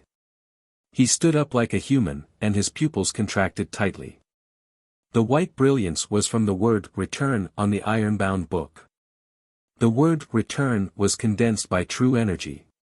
But at this moment it was like a peerless divine weapon, releasing a vast divine power. Under this divine power, Qin Feiyang and Wolf King actually had the idea of kneeling down and worshipping. Deep in their hearts, a sense of insignificance arose spontaneously. After a few breaths, Qin Feiyang's cultivation stopped at the 9-star martial master. Buzz! It was also at this moment. A sudden change occurred. The white word, return, actually turned golden. This small space instantly turned into a golden sea. Before the man and wolf could react, yet another strange phenomenon occurred that left them dumbfounded. The golden word, return, actually left the iron-bound book and gradually rose into the air, emitting tens of thousands of golden rays. The man and wolf could barely open their eyes. Whoosh! The next moment, the word return turned into a stream of light and disappeared between Qin Feiyang's eyebrows. The golden light in the castle also quickly dissipated. Qin Feiyang hurriedly raised his hand and touched the space between his eyebrows. His face was full of surprise. Looking at the iron-bound book again, there was only a blank page left. Wolf King urged, "Little Qin Zi, that word has entered the space between your eyebrows. It must be in your body now. Quickly look for it." All of this was too bizarre. For it was simply a fantasy story. It was very unreal. Qin Feiyang looked inside his body, but he found nothing. Suddenly, he felt that there was something strange in his palm. When he opened his hand to take a look, it immediately burst out a ray of strange light. He saw that there was a golden word, "return," in the palms of both hands. Qin Feiyang said, "White-eyed wolf, let's have a try." "Okay." Wolf King roared excitedly, seeming to be even happier than Qin Feiyang. However, it stretched out its paw and gently patted Qin Feiyang's right palm. Qin Feiyang's face darkened and he said angrily, "Are you tickling me?" Wolf King smiled embarrassedly and said, "I'm just afraid that the power will rebound. Just don't use your full strength." Qin Feiyang was quite speechless. "All right then, Brother Wolf will start." Wolf King gritted its teeth and slammed its paw into Qin Feiyang's palm. Bang! At that moment, it clearly felt that the power that was blasting towards Qin Feiyang, like a torrent, was all reflected back. Immediately after, it was shaken back by that force. It really works. Wolf King was shocked. Qin Feiyang was also stunned, and then he became excited and urged, "Try again with all your strength." Wolf King said angrily, "Do you want Brother Wolf's life?" Qin Feiyang patted its head and laughed, "Be good, you won't die." All right, don't disgust Brother Wolf." Wolf King couldn't help but feel a chill, retreated a few steps, and then rushed towards Qin Feiyang with all its strength, slamming its paw into Qin Feiyang's palm. "Ayo!" Wolf King immediately screamed. Its 3-meter-long body was like a meteorite, crashing into the wall behind it. Its paw was also broken. Its skin was torn open, and blood was flowing. On the other hand, Qin Feiyang didn't move at all. "Damn, so awesome." Qin Feiyang was stunned. It was actually a 100% rebound. Sure enough, it was a taste of his own medicine. If he fought with someone and the other party didn't know in advance, he would definitely suffer a great loss. This was a trump card. After coming back to his senses, he quickly took out a top-grade healing pill and bone-replenishing pill, ran to Wolf King, and fed it to Wolf King. Wolf King was about to scold him, but suddenly his eyes turned and he laughed, "Little Qin Zi, try and see if you can teach Brother Wolf the returning character formula." "Teach?" Qin Feiyang was stunned, looked down at his palm, and frowned. If he could teach it, he would definitely not be stingy. After all, Wolf King was loyal to him, and he naturally wouldn't forget it if there were benefits. But he didn't understand the returning character formula. How could he teach it? After pondering for a moment, Qin Feiyang shook his head and said, "I'm afraid not now, but when I figure out the meaning of the returning character formula, I will tell you as soon as possible." Wolf King couldn't help but feel a trace of disappointment in his eyes. Qin Feiyang said with a smile, "Don't be like this. Although I can't teach you the returning character formula, I am sure that I can help you open the first level of the Gate of Potential, the ultimate realm of martial artists." "What?" Wolf King's eyes trembled, and he asked, "Are you serious? When have I ever lied to you?" Qin Feiyang rolled his eyes and frowned, "But the premise is that you have to find the medicinal materials." Then, he looked at his palm again. The 2 golden words were really dazzling. He didn't know if they could be hidden. At this point, the word "returning" suddenly disappeared. Really? Qin Feiyang was startled, and with a thought, the word "returning" appeared once again.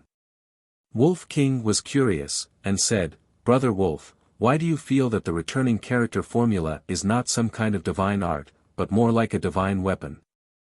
I have the same feeling. Qin Feiyang nodded his head, seemingly deep in thought, then laughed and said, "It doesn't matter, as long as I can use the returning character formula." After hiding the word returning, he turned around and walked to the front of the iron book. He tried to flip to the second page, but he couldn't. Looks like I really have to wait until I break through to the War King realm. The returning character formula is already so powerful, this second divine art is really something to look forward to. Qin Feiyang muttered, then closed the iron book, closed the iron box, and left the castle. In the living room. It was empty. Qin Feiyang shouted towards the second floor, "Fatso, Lu Hong, come down for a moment." Soon. Fatso and Yi Zichen ran downstairs.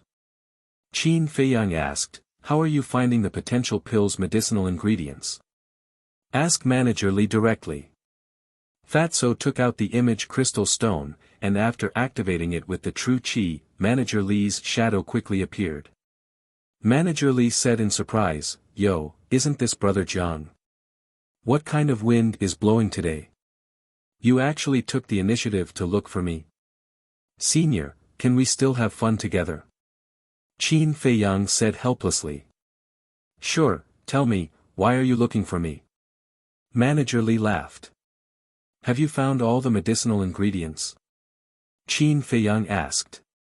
This old man is worried about this. 33 medicinal ingredients, this old man has already found 30 of them. There are still 3 missing, they are the blood ginseng, snow crystal, and 9 suns flower. However, this old man has already found out about the blood ginseng. Only the snow crystal and the 9 suns flower, until now, there has been no news at all. Chapter 172. Snow crystal, 9 suns flower. Qin Feiyang pondered for a moment, looked at Manager Li's shadow, and asked, "Have you searched other places?" "I've already ordered the treasure pavilions in the major cities to search with all their might. If we have more time, we should be able to find the snow crystal and 9 suns flower." "Brother Jiang, you're in such a hurry to get these herbs. What kind of pills are you trying to refine?" Manager Li looked at him in confusion. "This is a secret for now." Qin Feiyang smiled. Manager Li rolled his eyes. Acting so mysteriously. He wanted to see what this brat had up his sleeves. Qin Feiyang asked, "Have you asked the royal family, the Danwang Hall, the Martial Imperial Hall, and the Lin family?"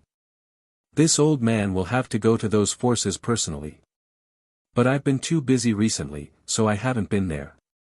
I'm going to visit them one by one in the next few days." But some time ago, Jia He came to the treasure pavilion. Manager Li stopped abruptly, and there was a trace of anger on his old face. "What's wrong?" Qin Feiyang frowned. Manager Li said, "To be honest, the blood ginseng is in Jia He's hands." Qin Feiyang suddenly stood up, his eyes shining. "Jia He has 3 blood ginseng, but he wants 3 supreme-grade red fire-colored glass pills before he's willing to exchange with me. Although the blood ginseng is precious, it's not worth that price. He's obviously taking advantage of the situation." Manager Li was a little indignant at the end. 3 ginseng. Qin Feiyang was refreshed. Lu Hong was puzzled. "Senior, Jia He is a combat emperor, and supreme-grade red fire-colored glass pills are useless to him. What does he want to do?" Manager Li said, "Do you remember the person called Shui Yang?" The 3 nodded. How could they forget about that idiot? Steward Li said, "Last month, Shui Yang became his personal disciple." Qin Feiyang frowned and said, "In other words, Jia He wants a top-grade crimson fire-colored glass pill in order to fulfill Shui Yang's wish?" "That's right. The other 2 were said to be the first prince's wedding gift." Manager Li nodded. Fatso sneered, "Old Jia, are you blind? Don't you know that Shui Yang is a pig?" "Fatso, your mouth is still so annoying." Manager Li laughed and scolded. He shook his head and said, "But this is his business. It's none of our business. The most important thing now is to quickly think of a way to get the blood ginseng. Qin Feiyang returned to his seat. He lowered his head and muttered to himself, "Give him the medicinal pills." "What?" Manager Li's gaze trembled, and he said with a frown, "This old man knows that you still have superior-grade crimson fire-colored glass pills, but you can't squander them like this either. Although the superior-grade crimson fire-colored glass pill is precious, I have already taken it. There's no point in keeping it. It's better to exchange it for something valuable. However, it's definitely impossible to give him 3. At most, I can give him 2. Also, you can't say that I want it. Otherwise, even if you give him 10, he may not exchange it." Qin Feiyang laughed. "You don't need to remind me. This old man knows." Manager Li rolled his eyes at him and asked, "Are you sure?" "I'm sure." Qin Feiyang nodded. "All right, this old man will go and talk to him now. You can ask Old Man Wan and the others. Anyway, you are also in the Martial Imperial Hall. This old man won't make this trip." Manager Li said. "All right." Qin Feiyang stood up and cupped his hands. "I hope that senior can make a trip to the royal family and the Lin family immediately, because I really need those medicinal herbs right now." Manager Li looked at him suspiciously and said, "All right, this old man will arrange it." Then the shadow disappeared. There are still 10 days before Yi's wedding day. You have to hurry up. Qin Feiyang let out a long breath and walked out of the pavilion. A moment later, he came to the entrance of the law enforcement hall and shouted, "Elder Ji, Junior Jiang Haotian requests an audience. Come up yourself." Not long later, the beautiful woman's voice came from the second floor. Qin Feiyang walked up to the second floor, looked around, and saw a door that was only half closed. He walked over and saw Elder Ji sitting at the desk, writing something with his head lowered. He pushed the door open and walked in. "What's the matter?" Elder Ji raised his head and looked at him, then lowered his head and continued to write. Qin Feiyang stopped in front of the desk and said, "Junior would like to ask, does the Martial Imperial Hall have blood ginseng, snow crystal, and 9 suns flower?" "Let me think." Elder Ji stopped writing, thought for a while, and said, "Yes, 2 blood ginseng, 2 snow crystals. Why? What do you want?" 2 snow crystals. Qin Feiyang's heart suddenly burned. He tried his best to control himself and not show it. He nodded and said, "Yes, Elder Ji can name a price." Elder Ji smiled, "I'm afraid that you can't afford the price I name." Qin Feiyang asked carefully, "Elder, you won't ask for too much, right? I want you to join the Martial Imperial Hall, are you willing?" Elder Ji said with a look of anticipation in his eyes. Qin Feiyang's heart sank. He really didn't expect Elder Ji to name such a price. However, these 3 medicinal herbs were very important to him. Elder Ji said again, "If you agree, I'll give them to you for free." Now, Qin Feiyang began to regret. He should have let Stewardly do it. This way, Elder Ji couldn't find a reason to restrain him. How about this, on the day of the first prince's wedding, if Elder still invites me to join the Martial Imperial Hall, I will definitely not refuse.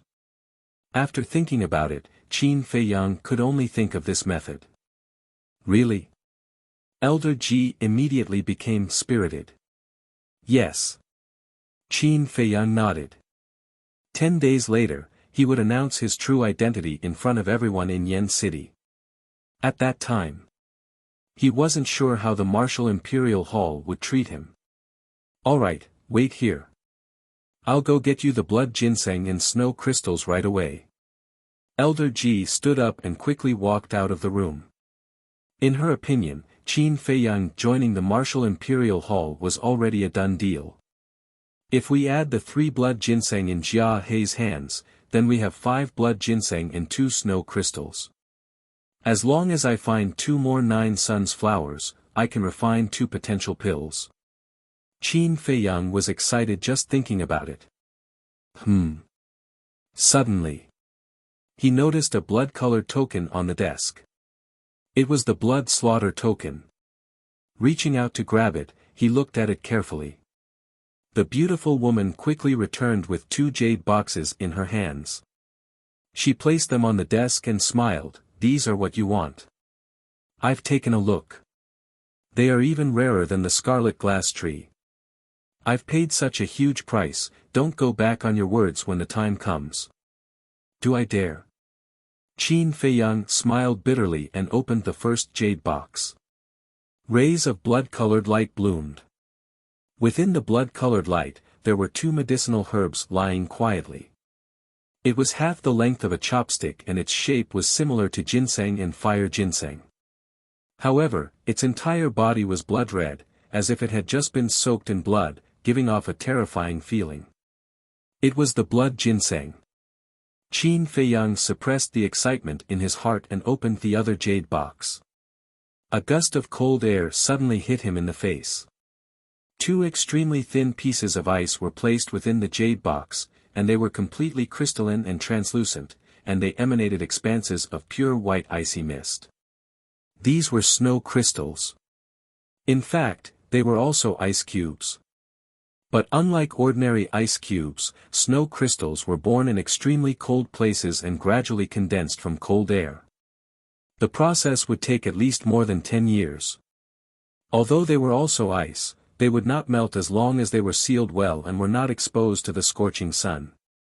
After confirming that there were no mistakes, Qin Feiyang closed the lid of the box quietly and kept it in his Qianquan bag. Immediately after, he looked down at the blood-killing token in his hands and frowned. "Elder Ji, it has been so long. Haven't you found out its origin?" Elder Ji sighed. "There are no clues at all. How can we find out?" Qin Feiyang placed the blood-killing token on the table and smiled. "Remember to tell me when you find out." "Yes." Elder Ji nodded. "I'll take my leave then." Qin Feiyang cupped his fists and turned to leave. Elder Ji's eyes flickered as he asked, "The royal family is preparing to hold a competition. Are you interested in participating?" "Competition?" Qin Feiyang raised his brows. "Isn't the first prince getting married? Therefore, the king of Yen ordered to hold a competition for young people.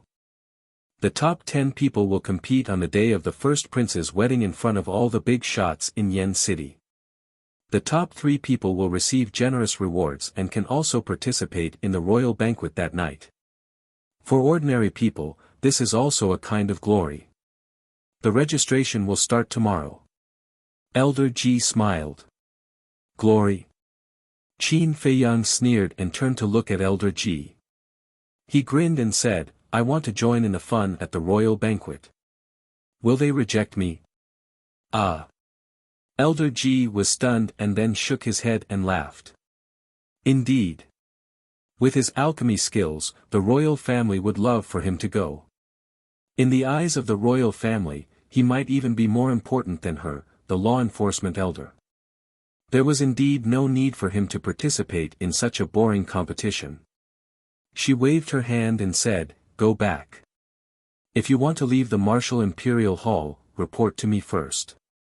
"Okay." Qin Feiyang agreed readily and left the law enforcement hall quickly. He stood on a winding path with a face full of excitement. He had effortlessly obtained 4 stalks of such precious medicinal herbs. It seemed that even the heavens were helping him. Jian Lao De. At this moment, a familiar shout rang out. Qin Feiyang looked in the direction of the voice and saw Fatso running over. He asked in confusion, "What are you doing here?" Fatso chuckled. "Steward Li just sent me a message saying that Jia He agreed and even obtained a 9 Suns flower from old dog He." 9 Suns flower. That's great. Qin Feiyang was extremely excited. In this way, he finally gathered the herbs for the first set of potential elixir. He really did not expect that it was Elder He who helped him so much. If those two old dogs know that Stewardly bought the 9 Suns flower and blood ginseng for you, they will definitely be furious. Fatso laughed sinisterly. This is nothing. When they find out the power of the potential elixir, they will definitely vomit blood on the spot.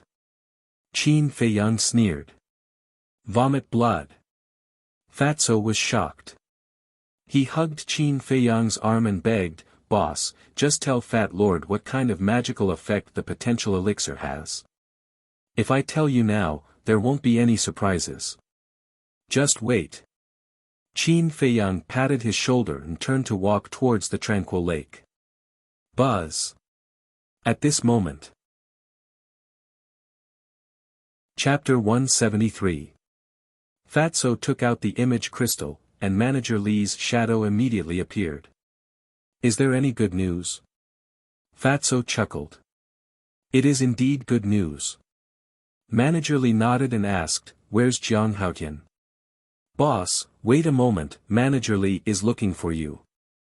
Fatso quickly grabbed the image crystal and chased after Qin Feiyang. After catching up, Qin Feiyang looked at the shadow and smiled. "Senior, what's the matter?" Manager Li said, "Brother Jiang, just now, my subordinates came to tell this old man that they found a 9 Suns flower somewhere." "Where is it?" Qin Feiyang was overjoyed. "Black Bear City." Manager Li said. "Black Bear City?" Qin Feiyang was stunned. Fatso was also a little stunned. "Are you surprised? It is said that the 9 Suns flower is in the deepest part of Black Bear Mountain." Manager Li laughed. Qin Feiyang shook his head and smiled bitterly. It was not a normal surprise, but a very unexpected one. He asked, "Senior, are you sure it's Black Bear Mountain?" "I'm sure." Manager Li nodded. Qin Feiyang asked, "Then when can the people from Black Bear City's treasure pavilion send it over?" Manager Li thought for a moment. It is said that there is a Black Bear King in Black Bear Mountain, and it is quite strong. This old man has to send someone over, and it should take a day. Qin Feiyang nodded and cupped his hands. "Senior, please don't hurt the Black Bear King." Manager Li asked, "Why? Do you know it?" "Yes, it saved my life. Forget it, I'll go too." Qin Feiyang was a little worried. Because he understood the temper of the Black Bear Mountain. If there was a disagreement and he fought with the people of Treasure Pavilion, he would feel guilty if anything happened. Moreover, he had another very important thing to do. This matter could directly affect the situation 10 days later. "Alright, be careful. This old man will go to the Lin family and the royal family to take a look." Manager Li laughed. For the sake of a ferocious beast, he had even made a personal trip. This kid was also a loyal and righteous person. What he didn't know was that the Black Bear King had saved Qin Feiyang not just once, but several times. Qin Feiyang would never forget this kindness for the rest of his life. After turning off the image crystal, Qin Feiyang returned to the law enforcement hall and explained the matter to the beautiful woman. "No way." The beautiful woman didn't even think about it before replying coldly. "Elder, this junior must make this trip." Qin Feiyang's attitude was also very firm. "Just for a ferocious beast and a medicinal herb?" The beautiful woman frowned. Qin Feiyang said, "Not entirely. There are also some personal matters. I don't know what to do with you. I'm not against it, but you'll have to wait a little longer. Elder Wan and the Hall Master should be back soon. When the time comes, I'll have Elder Wan accompany you." Looking at the stubborn Qin Feiyang, the beautiful woman felt helpless. Qin Feiyang said, "There's no need for that. Elder Shi can go with me. If you're still worried, we can disguise ourselves." "That's fine too. Shi Zheng is a 9-star battle king. He's enough to protect you in a place like Black Bear City. But you can't reveal your true identity. Jia He and Elder He have already lost their minds. The 2 battle kings who attacked Fatso and Lu Hong last time are the deacon elders of the Danwang Hall. If they know that you're going to Black Bear City, they'll definitely kill you. The beautiful woman warned with a serious face. Yes. Qin Feiyang nodded and asked in confusion, since we already know their identities, why don't we take them down? After all, they killed people on the street and violated Yen City's rules. The beautiful woman sneered, if we don't catch them at the scene, who dares to go to the Danwang Hall? In short, strength is the way of the king. It was a realistic question. But this world was always so realistic. Instead of blaming the heavens and blaming others, it was better to put in more effort and cultivate diligently. After bidding farewell to the beautiful woman, Qin Feiyang returned to the soothing lake and briefed Shizheng. Then, the two took the phantom elixir, changed their appearances, and left the martial imperial hall. None of the spies hiding outside the gate noticed anything. This was the magic of the phantom elixir. After leaving Yen City, Elder Shi brought Qin Feiyang and rushed to Black Bear City. Noon. The two finally entered Black Bear City. A few months passed. Black Bear City didn't change much. The Jiang family was still the dominant family. It would take a lot of effort for the other small families to rise. Treasure Pavilion. VIP Room. Qin Feiyang and Shizheng sat at the tea table. Beside them was a man in purple who was serving them. It was the pavilion master of Black Bear City's Treasure Pavilion. He poured tea and asked, "May I know your names? What business do you have with this pay?" Qin Feiyang said, "Nine Suns Flower." The pavilion master's eyes narrowed. Qin Feiyang smiled, "Don't be nervous. This news was told to me by Manager Li. You're from Yen City?" The pavilion master suddenly raised his head and looked at the two in surprise. Qin Feiyang nodded and smiled, "Pavilion master Pei, we're in a hurry. Let's not drink tea. Just tell us the location of the Nine Suns Flower." The pavilion master looked at the two in silence with a trace of vigilance. Qin Feiyang smiled bitterly, "We really don't have any bad intentions. If you don't believe me, you can ask Manager Li. Wait a moment, I'll be back soon." The pavilion master got up and walked out of the VIP room. Qin Feiyang smiled helplessly at Shizheng. Without a doubt, he must have confirmed with Manager Li. After a while, the pavilion master strode back to the VIP room. He cupped his hands and smiled, "I've offended you earlier. Please forgive me." "It's okay." Qin Feiyang smiled and asked, "Can you tell us now?" The pavilion master said, "The Nine Suns Flower is in the canyon where the Black Bear King lives. I went there once but was chased out by it." Canyon? Qin Feiyang was stunned. He had also been to the canyon but he didn't see any Nine Suns Flower. Right. When he went there that day, it was midnight and he was still unconscious. When he left the canyon, he didn't pay much attention to it. The pavilion master smiled and said, "Steward Li has instructed me to take you there. Do you plan to go now or take a rest first?" Qin Feiyang said, "Of course now." After obtaining this Nine Suns Flower, he had gathered 2 sets of medicinal ingredients. He and Wolf King could have 1 potential pill each. Therefore, there must be no mistakes. The 3 of them got up and left the treasure pavilion. When they passed by the entrance of the pill hall, Qin Feiyang stopped. The figures of Luo Xiong, Elder Mo and Feng Qing appeared in his mind. "Let's go," Shizheng urged. He could guess what Qin Feiyang was thinking. However, it was obvious that they couldn't go to the pill hall now. Qin Feiyang sighed inwardly and left quickly. When he returned from the Black Bear Mountain, he would find a chance to thank Luo Xiong and Elder Mo. In less than an hour, the 3 of them arrived at the canyon. "Follow me."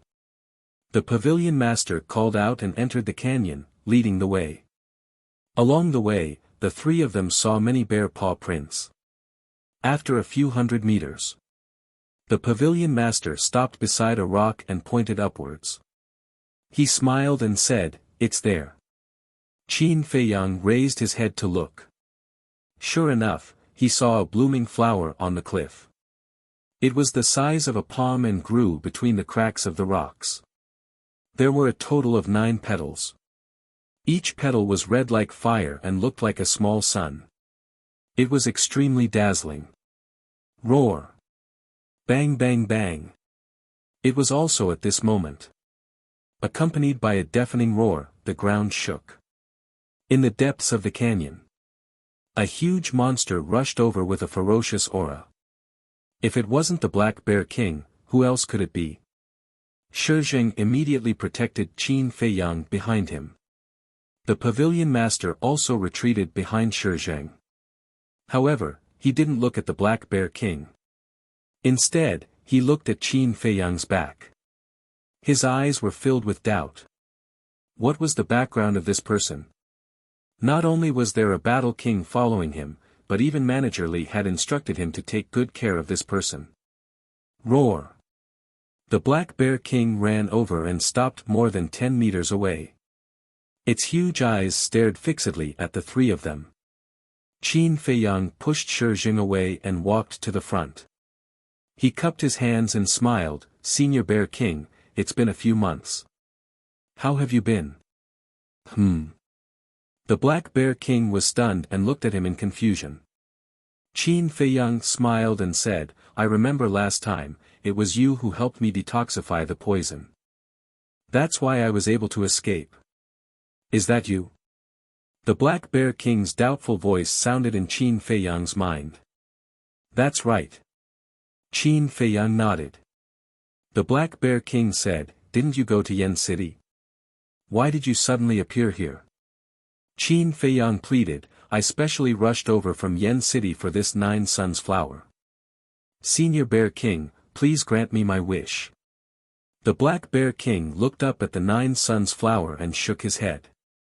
"I have a use for this 9 Suns flower. I can't give it to you. Hurry and go back." Qin Feiyang panicked and said, "Senior," the Black Bear King shouted, "if I tell you to leave, then leave. Cut the crap." It seemed to be even more anxious than Qin Feiyang. Something's wrong. Qin Feiyang's heart skipped a beat. An uneasy feeling surged in his heart.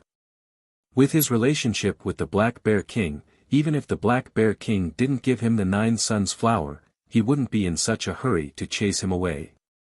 Shi Zheng asked, "What did it say?" As the Black Bear King was using telepathy, Shi Zheng and the Pavilion Master did not know what it had said before. Roar! The Black Bear King seemed to have lost its patience as it roared at Qin Feiyang. Immediately, a strong wind blew here. It blew Qin Feiyang's clothes and black hair, making rustling sounds. Humph! Shi Zheng snorted coldly, took a step forward, and his aura erupted. "Elder, wait!" Qin Feiyang quivered, and hurriedly grabbed onto Shi Zheng, and said in a low voice, "Let me talk to it first." Shi Zheng frowned and took a step back. Qin Feiyang looked at the Black Bear King and said in a deep voice, "Senior Bear King, why is this? Did something happen?" The Black Bear King said, "Don't ask anything, this king will not say anything, and you will never come to Black Bear Mountain again.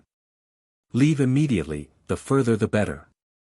Qin Feiyang looked at it deeply and nodded, "All right, I'll go." "You're leaving just like that?" The Pavilion Master and Shi Zheng were somewhat stunned. "Let's go." Qin Feiyang turned around and said to the 2 of them, then sped towards the exit of the canyon. However, his gaze was exceptionally gloomy. The last words of the Black Bear King contained too much information. On the surface, it was chasing him away. But in reality, it was caring about him. Chapter 174. After Qin Feiyang and the other 2 left, the Black Bear King also returned to his lair. But he did not enter the cave. He stood outside the cave with an incomparably respectful expression. "Who is it?" A hoarse voice came from within the cave. The Black Bear King said respectfully, reporting to my lord, a few fierce beasts accidentally barged in. I have already chased them away. Guard outside well. Don't let any fierce beasts disturb me. Otherwise, I will send you to hell and reunite with your child. The hoarse voice said in a sinister voice, and then fell silent. Outside the cave, the Black Bear King's huge body suddenly trembled. He turned around and looked into the distance, his eyes filled with grief and anger. Outside the canyon, Qin Feiyang stood at the top of a big tree, looking into the depths of the canyon, his eyes flickering. Below, Shi Zheng and the pavilion master both had suspicious looks on their faces. Bear King has saved me many times. I can't just sit back and do nothing. I must investigate this thoroughly. Gradually, Qin Feiyang's gaze became firm. He jumped down and landed in front of Shi Zheng and the other two. He smiled and said, "You two, I still have some things to take care of. You two can return to Black Bear City first." The pavilion master nodded. He was only here to lead the way. Since the other party already knew the location of the Nine Suns flower, there was indeed no need to continue staying. No. However, Shi Zheng shook his head without hesitation. Qin Feiyang cupped his hands and said, "Elder, I know you are concerned about me, but please believe me, I will be fine." "No matter what you say, no," Shi Zheng said stubbornly. Qin Feiyang was a little helpless. Didn't this person know how to be flexible? He pulled Shi Zheng to the side and said in a low voice, "Elder, you also know that I have an ancient castle to hide in. Even if I face the War Emperor, I can protect myself. Moreover, I am very familiar with the Black Bear Mountain. There definitely won't be any problems. Just wait for me in Black Bear City. I'll look for you as soon as I'm done. Please." Qin Feiyang looked at him pleadingly. "What exactly do you want to do?" Shi Zheng frowned. "Some private matters." Qin Feiyang smiled. Shi Zheng sighed helplessly and nodded. "All right, but you must be careful. If anything happens to you, Elder Ji will skin me alive." "Thank you, Elder." Qin Feiyang was delighted. It really wasn't an easy task to convince this honest man. Shi Zheng rolled his eyes at him and turned to leave with the pavilion master. Actually, letting Shi Zheng leave was also for Shi Zheng's safety. He had an uneasy premonition in his heart. If he really encountered any danger, he could hide in the castle, but Shi Zheng would be in danger. Because Wolf King was in the castle, he couldn't let Shi Zheng in. "Who?" After letting out a long sigh, Qin Feiyang waved his hand and Wolf King appeared out of thin air. As soon as it came out, it asked, "What happened to the black bear?" "I don't know." Qin Feiyang shook his head and said in a deep voice, "Let's go and take a look, but we can't go directly. Let's go to the back of the canyon first, then we can discuss." "Okay." Wolf King nodded. The man and wolf ran at full speed in the forest. Along the way, they tried their best to avoid the ferocious beasts. When they encountered creatures like poisonous insects that ambushed them, they quickly got rid of them. Even so, by the time they reached the back of the canyon, their bodies were already covered in wounds. However, because they were worried about the black bear, they didn't pay much attention to their injuries. After taking the healing pill, the man and wolf looked up at the mountain in front of them. Wolf King smiled slyly. "The black bear's lair is on the other side of the mountain. Why don't we dig a hole here? We might just be able to reach the black bear's treasure trove." Qin Feiyang's face twitched. This bastard, was he worried about the black bear or the black bear's treasure trove? Cough cough. The Wolf King coughed dryly and said somewhat guiltily, "Brother Wolf is a loyal wolf. Don't get the wrong idea. Who are you trying to fool?" Qin Feiyang rolled his eyes and quietly climbed to the top of the mountain. A few hundred breaths later, the man and wolf finally climbed to the top of the mountain. However, due to the lush vegetation, they were unable to see the situation below the canyon. Qin Feiyang glanced ahead, pointed to a mountain on the left, and said, "Let's go there, we can see the black bear's lair." After another few hundred breaths, the man and wolf arrived at the top of the mountain. They hid in a patch of grass and looked down. At that moment, they saw the Black Bear King sitting in front of the cave entrance, looking as if he had lost his soul. Wolf King said, "Something is indeed wrong. Let's go down and ask." "Don't worry." Qin Feiyang pressed it down and said in a deep voice, "I keep feeling uneasy. Let's take a look at the situation first." Suddenly, he noticed that on the right side of the cave entrance, there was a mound of dirt. It was a few meters tall and overgrown with weeds. "That's not right." He frowned and asked, "White-eyed Wolf, was there a mound of dirt there before?" Wolf King looked over and shook his head. "Brother Wolf is very familiar with this place. I can tell you very responsibly that there definitely wasn't one before. Looking at the weeds on it, it should have been piled up a few months ago. Strange, why would the Black Bear King build such a mound of dirt?" Qin Feiyang frowned. Wolf King sniffed with his nose, his pupils suddenly constricted, and exclaimed, "There's someone down there." "Someone?" Qin Feiyang's face changed. Could it be that Shi Zheng had returned? Wolf King said in a deep voice, "That's right, there are 3 unfamiliar smells." Qin Feiyang heaved a sigh of relief.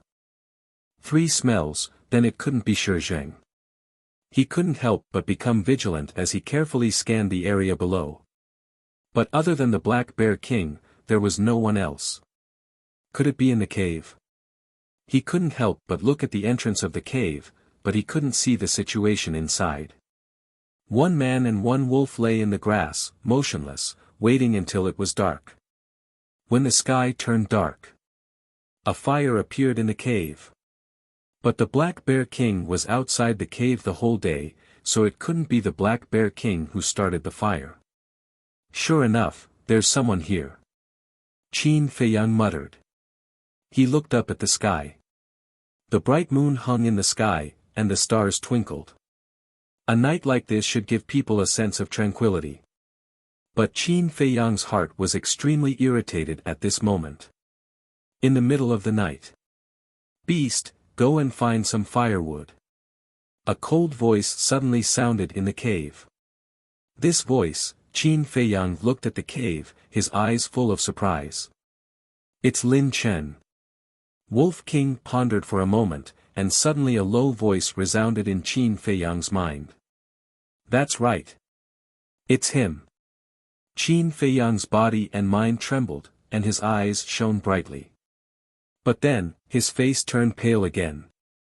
If Lin Chen was here, it meant that Zuan must be here too. Everyone thought that after Zuan's whereabouts were exposed and he stole the alchemy fire from the pill hall, he would definitely leave the Black Bear City or even the county of Yan. Qin Feiyang had always thought so too. But he didn't expect that Zuan was hiding in the Black Bear Mountain. Sure enough, the most dangerous place was the safest place. If it wasn't for the 9 Suns flower, no one would know even if Zuan hid here for the rest of his life. The Black Bear King went to find a few dead wood and entered the cave. But soon, he came out again and stood guard outside. Qin Feiyang glanced at the cave, and then looked at the Black Bear King. He then brought Wolf King to the castle. Wolf King said anxiously, "Little Qin Zi, what should we do? Zuan is so powerful, how can we save the Black Bear King? And Feng Cheng is probably in the cave too." Qin Feiyang lowered his head and pondered. The Black Bear King's body was too big to bring him to the castle. The only way was to let Zuan leave the Black Bear Mountain. But it was impossible. "Have you thought of a way? If Zuan loots the treasure trove, everything will be over." "Ah. It was a slip of the tongue, don't misunderstand, Brother Wolf is really worried about the Black Bear King." In a moment of desperation, Wolf King let it slip. When he realized it, he quickly explained. But no matter how he explained, Qin Feiyang would not believe him. This white-eyed wolf was really only concerned about the treasure trove. Wolf King said, "You have to believe in Brother Wolf. Although Brother Wolf is concerned about the treasure trove, he is more concerned about the Black Bear King. That's enough." Qin Feiyang glared at him fiercely. He pondered for a moment, and the corners of his mouth gradually pursed into a cold smile. Today is different from the past. Now that we have the image crystal, we can catch them all in one fell swoop.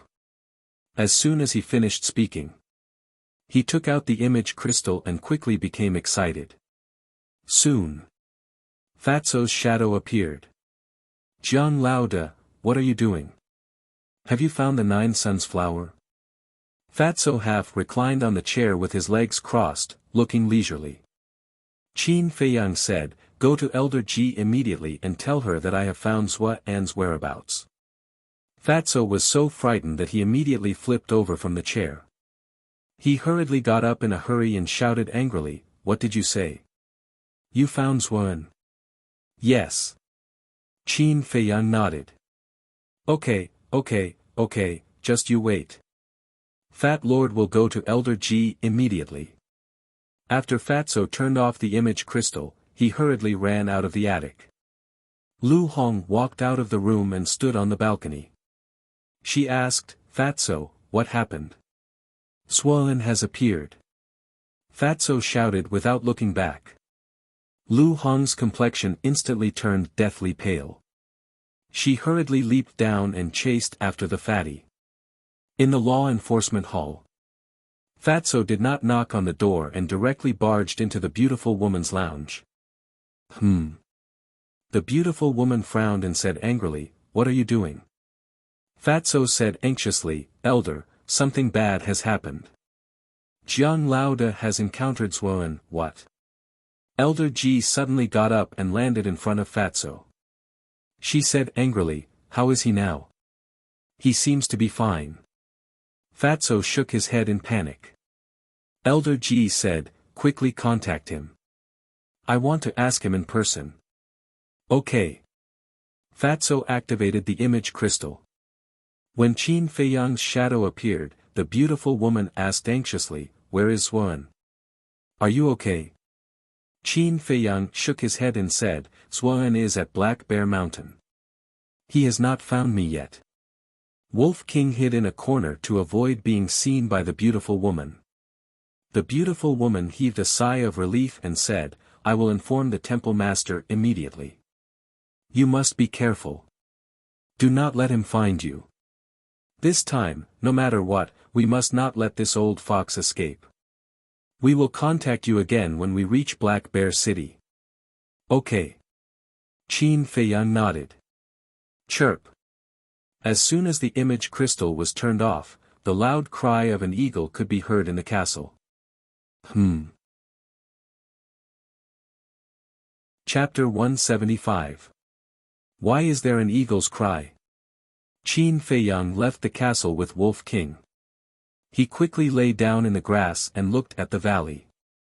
Then, Qin Feiyang's eyes flashed with a cold light. Above the cave, a huge falcon was circling in the air. There were at least 20 people in its 2 huge claws. Those people were all dead. Below the falcon stood a young man. It was Lin Chen. He glanced at the people in the falcon's claws and smiled at the falcon. "These are a good harvest. I can refine more than 20 blood evil pills." The falcon's eyes flashed with a sharp light. The falcon loosened its claws. More than 20 corpses fell to the ground in front of Lin Chen with loud thuds. Lin Chen shouted, "Black Bear King, why are you still standing there? Hurry up and move them in." There was a trace of reluctance in the Black Bear King's huge eyes. But there was no other way. He had to do it. Lin Chen looked at it with disdain. He raised his head to look at Falcon and said, "Master has instructed us to capture more people tomorrow. As usual, do not hunt in Black Bear Mountain to avoid arousing suspicion." Chirp. The falcon let out a sharp cry, flapped its black wings, and rushed out of the valley. At the same time, a man and a wolf also entered the castle. After the falcon left, Qin Feiyang and Wolf King appeared again.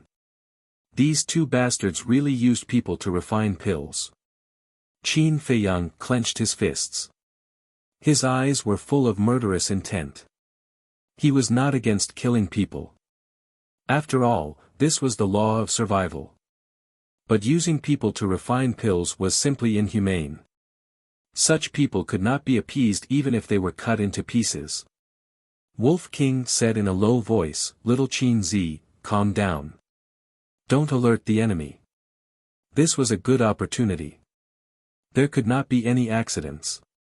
Otherwise, if Suan escaped, he did not know when he would be able to find him again." This point, Qin Feiyang also knew very well. So he suppressed the anger in his heart. Time flew. It was almost dawn, but there was still no news. What are they doing? Qin Feiyang frowned. It had already been an entire night. With the speed of the martial King Hall Master and the others, they should have arrived by now. The morning sun rose. All things were awakening. At this moment, Qin Feiyang's imaging crystal finally reacted. Continue monitoring. Call me if you need anything. After instructing Wolf King, he entered the castle and took out the image crystal. Rays of light were emitted. Fatso's phantom appeared. Qin Feiyang said angrily, "Fatso, what are they doing? Why aren't you here yet?" Fatso said, "Coming. We are now in the forest in front of the canyon. Come over quickly." Jungle? Qin Feiyang was stunned. He frowned and asked, "Then what are you doing here? There's no other way. Ling Yunfei needs to cultivate, and Lu Hong doesn't want to come. We can only sacrifice Fat Lord this time." Fatty had a helpless expression on his face. Qin Feiyang thought about it carefully and understood. Only Ling Yunfei, Lu Hong, and Fatso had established a contract bridge with him. If the giants of the county of Yen wanted to contact him, they had to go through one of them. "I won't go over. You guys go around to the back of the canyon. I'll wait for you here. Remember, don't make any noise. Also, restrain your aura." Qin Feiyang said in a deep voice. "Okay." Fatso nodded. After turning off the imaging crystal, Qin Feiyang took an illusion form elixir and turned into Jiang Haotian's appearance.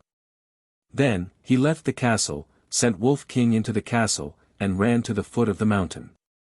In less than 100 breaths, 6 figures entered his sight.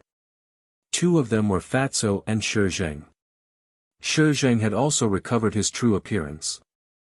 Qin Feiyang had seen the martial arts hall master before, so he could naturally recognize him. As for the other 3, they all looked middle-aged. Although they had retracted their aura, one could tell at a glance that the 3 of them were not simple people. Because their aura was too outstanding. His gaze was also extremely sharp, like the edge of a blade. A group of people walked over silently. Qin Feiyang cupped his hands and said, "Greetings, seniors. Jiang Haotian, although I've been in Xingyue City, I've heard rumors about you every day. I've always been curious if you have 3 heads and 6 arms. But today, I see that you're no different from an ordinary person." The person who spoke was Luo Qingzhu's father, Jiang Jingyi. He was about 1.85 meters tall and slightly thin. He wore a fitted white robe, and there were spots of white hair at his temples. On his weathered face, there was an easygoing smile. Qin Feiyang smiled bitterly and said, "Senior Jiang, these are all rumors. You can't take them seriously. Among the 4 giants of the county of Yen, only the chief pavilion master was in Xingyue City. So, even if no one introduced him, he knew." Rumors? Jiang Jingyi was stunned. He shook his head and laughed. Qin Feiyang looked at the last person and cupped his hands. "Senior, you must be the king of Yen." This person had a strong body. He wore a golden robe and a crown on his head.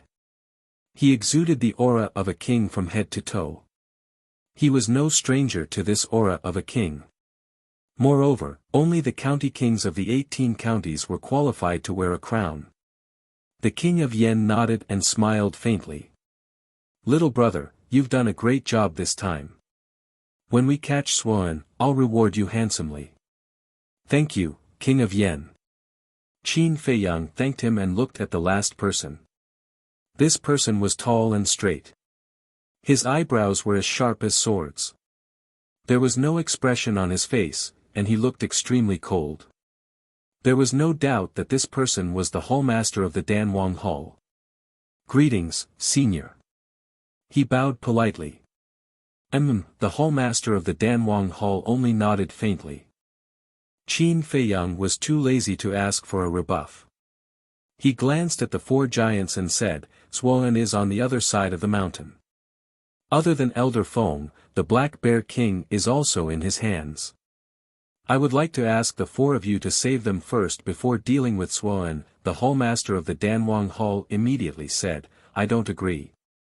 What if Suan escapes while we're saving them? Qin Feiyang raised his eyebrows and asked, Senior, are you saying that you're going to sacrifice them? For the sake of the big picture, we can only sacrifice them. As the law-enforcing elder of the Pill Hall in Black Bear City, I believe that Feng Cheng is prepared to die. The hallmaster of the Danwang Hall said coldly. Qin Feiyang clenched his fists and said, Senior, if I may offend you, Elder Feng is not your slave. Why should he be sacrificed? Is this what you should say as the hallmaster of the Grand Hallmaster? The hallmaster of the Danwang Hall raised his eyebrows and said faintly, This is the business of the Danwang Hall. Is it your business? Qin Feiyang said, Indeed, it's none of my business. However, I owe Elder Feng and the Black Bear King a debt of gratitude. Even if I'm insignificant in front of you. I thought you didn't know your place. The hallmaster of the Danwang Hall said faintly. Qin Feiyang stared at him. His fists clenched tighter and tighter. Birds of a feather flocked together. He was the same as Jia He and Elder He. Such a person. Such a person in the Danwang Hall. It's disgusting. All right. If you really want to sacrifice them, I don't have any objections. However, I'm afraid it's wishful thinking for you to catch Suan today. Qin Feiyang's face darkened. There was a trace of madness in his eyes. What are you trying to do? Do you believe that I won't kill you right now? The hallmaster of the Danwang Hall narrowed his eyes. There was a dangerous signal in his eyes. To be honest, I'm not afraid of you. Qin Feiyang sneered. All right, let's not talk too much. Ma Cheng, you are really something. No matter what, you are someone with status. How can you be so calculative with a member of the younger generation? Jiang Haotian is right. As the hallmaster of the Danwang Hall, you shouldn't have said such words. Seeing that the two were about to fall out, the people of Theta Wang Hall hurriedly tried to calm them down. The hallmaster of the Martial King Hall looked at Qin Feiyang and comforted him, Don't worry. Feng Cheng is also Feng Ling Heir's grandfather. I won't leave him in the lurch. Thank you, senior. Qin Feiyang cupped his hands and thanked the hallmaster. He then looked at Ma Cheng and shook his head, This is the difference between people. Senior Ma Cheng, how can you accept this? A cold light flashed in the depths of Ma Cheng's eyes. The hallmaster of the Martial King Hall frowned and reprimanded, Little brat, stop talking. Qin Feiyang also knew when to stop. If they continued, Ma Cheng would definitely go crazy. King of Yen said, Bring us up first. Qin Feiyang said, To be honest, I've already thought of a plan. Tell me about it. Jiang Zhengyi looked at him with good intentions. Lure the snake out of its hole. As long as we make some noise here, Suan will definitely come to check it out. At that time, you guys will hold him back while Elder Shi and I will go to save Feng Ling Heir. If Suan doesn't come and only sends Lin Chen, it's fine too. We can capture him and interrogate him about the situation in the cave. As long as we know the situation inside, it won't be difficult to save Senior Feng. Qin Feiyang said. He had been thinking about it for the whole night. This was the most reliable method. Shijing asked, what if he sends the Black Bear King to check it out? It's naturally better if the Black Bear King comes. The reason why he didn't tell me the truth yesterday must be that he was worried that I would be implicated. But now that you guys are here, the situation is different. There's nothing for him to worry about. Qin Feiyang said with a smile. The Hallmaster of the Martial King Hall pondered for a moment and looked at Jiang Jingyi and the other two. He said with a smile, I think his idea is feasible. What about you guys? Do you have any objections? No. King of Yen smiled faintly. I have no objections either. Jiang Jingyi said with a smile. He was more and more curious about Qin Feiyang. Only Ma Cheng did not express his opinion. King of Yen patted him on the shoulder and said with a smile, what's there to think about? It's settled. Then. He looked at Qin Feiyang and said, bring us up. The group of people quietly climbed up the mountain.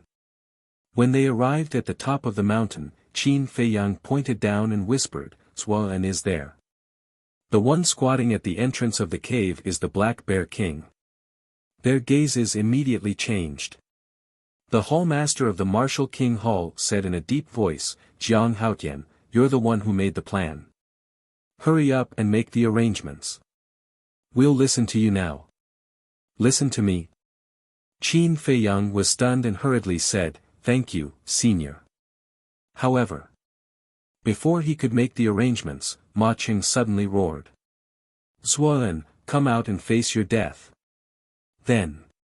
He jumped and landed down, his aura soaring into the sky. Bastard. Chapter 176. The King of Yen, Jiang Jingyi and the Martial King Hall Master changed their expressions as well. Seeing that Qin Feiyang was about to rush down, Jiang Jingyi pulled him back and whispered, don't be rash. Although Ma Cheng is petty, he won't do anything that will ruin the overall situation. The King of Yen nodded. That's right. He might have a better plan. Let's take 2 steps back and not let Suan notice us. The 3 powerhouses and Shijing retreated and held their breaths, waiting for Ma Cheng's attack. Qin Feiyang and Fatso lay in the bushes, glaring at Ma Cheng. Boss, do you believe him? Fatso asked softly. Qin Feiyang did not reply. His gaze was as sharp as an eagle's and was aggressive. Below. The Black Bear King was the first to get up and looked at Ma Cheng in horror. This was an expert. He was no weaker than the person in the cave. The moment Ma Cheng landed, a black figure darted out of the cave. It was a sinister-looking old man in a black robe. His eyes were sunken and emitted a sinister green light. That's right. He was Suan. Zuan's pupils constricted when he saw Ma Cheng. He said in shock and anger, how did you find this place? Ma Cheng sneered, it's all thanks to Jiang Haotian. Qin Feiyang, who was lying on the mountaintop, shuddered violently. He turned to look at Theta Wang and the others and said coldly, is this his plan? Can't you see that he has no intention of saving Feng Cheng and the Black Bear King? The 3 of them frowned as well. At the same time. When he heard Jiang Haotian's name, Zuan's sinister eyes shone with a cold glint. It's that little bastard again. Where is he? He's up there. Ma Cheng pointed to the mountaintop. Ma Cheng, you've gone too far. The Martial King Hall Master shouted angrily and turned into a streak of light, diving toward Suan. The King of Yen and Jiang Jingyi exchanged glances and darted toward Suan as well. They planned to capture the leader first. As long as they could capture Suan, Feng Cheng and the Black Bear King would not be in danger. At the same time, The Black Bear King also ran towards Ma Cheng. It knew what was going on when it heard Jiang Haotian's name. However, Zuoan was even faster. When he saw that Theta Wang and the Black Bear King was also here, he caught up to the Black Bear King's tea in a single step. The old hand reached out and grabbed the Black Bear King's thigh. His 5 fingers were like steel needles, instantly sinking into the Black Bear King's flesh. He forcefully lifted it. The Black Bear King roared and its huge body fell down, creating a deep crater in the ground. Watching this scene, Qin Feiyang bared his teeth and cracked his eyes. His body was shivering. Originally, the Black Bear King was not far from Ma Cheng. Ma Cheng could save the Black Bear King before Zuoan did. He did not helped Black Bear did not help the help bear help. Qin Feiyang's heart was filled with hatred. If it dares to take another step closer, I will crush its head. At this moment, Zuoan stepped on the Black Bear King's head and looked at Theta Wang and the Black Bear King with a sinister smile. Lin Chen, bring that old thing out as well. He shouted coldly again without turning his head. Almost at the next moment, Lin Chen dragged an old man with disheveled hair out of the cave. It was Feng Cheng. But at this moment, he was covered in wounds and unconscious. Lin Chen was still quite nervous when he saw the 4 giants. He hid behind Zuoan and did not dare to raise his head. Seeing this, King Yan and the other 2 frowned. They changed their direction and landed beside Ma Cheng. Jiang Jingyi sighed. Ma Cheng, you shouldn't have done this. Shouldn't have. Ma Cheng was so angry that he laughed. Then I'd like to ask you, why should I listen to the arrangements of a young boy? The martial King Hall Master said angrily, don't you know that you have to look at the big picture? Ma Cheng said disdainfully, the big picture. It's ridiculous. With the 4 of us here, how can he escape? Alright, since things have come to this, let's not talk about it anymore. King Yan shouted and looked at Lin Chen gloomily. He said coldly, as a disciple of the Lin family and a core disciple of the Danwang Hall, how can you be in cahoots with the Devil's One? Are you letting down everyone who has trained you? Lin Chen's face turned pale. Zuoan grinned. With me here, don't be afraid of them. Stick out your chest. Sooner or later, you will trample them under your feet. Lin Chen's body trembled slightly. The nervousness in his heart suddenly disappeared. He held his head high and looked directly at the 4 with a sneer on his face. Jiang Jingyi shouted, Zuoan, I advise you to turn back and be saved. Don't be obsessed. Hee, you said the same thing in Yen City back then. But after so many years, I'm still alive and well. I'm not interested in you now. Zuoan grinned and looked up at the top of the mountain. He said with a sinister smile, Jiang Haotian, if you don't want them to die, get down here now. Fatso's eyes trembled. He asked, Boss, what should we do? Qin Feiyang did not hesitate.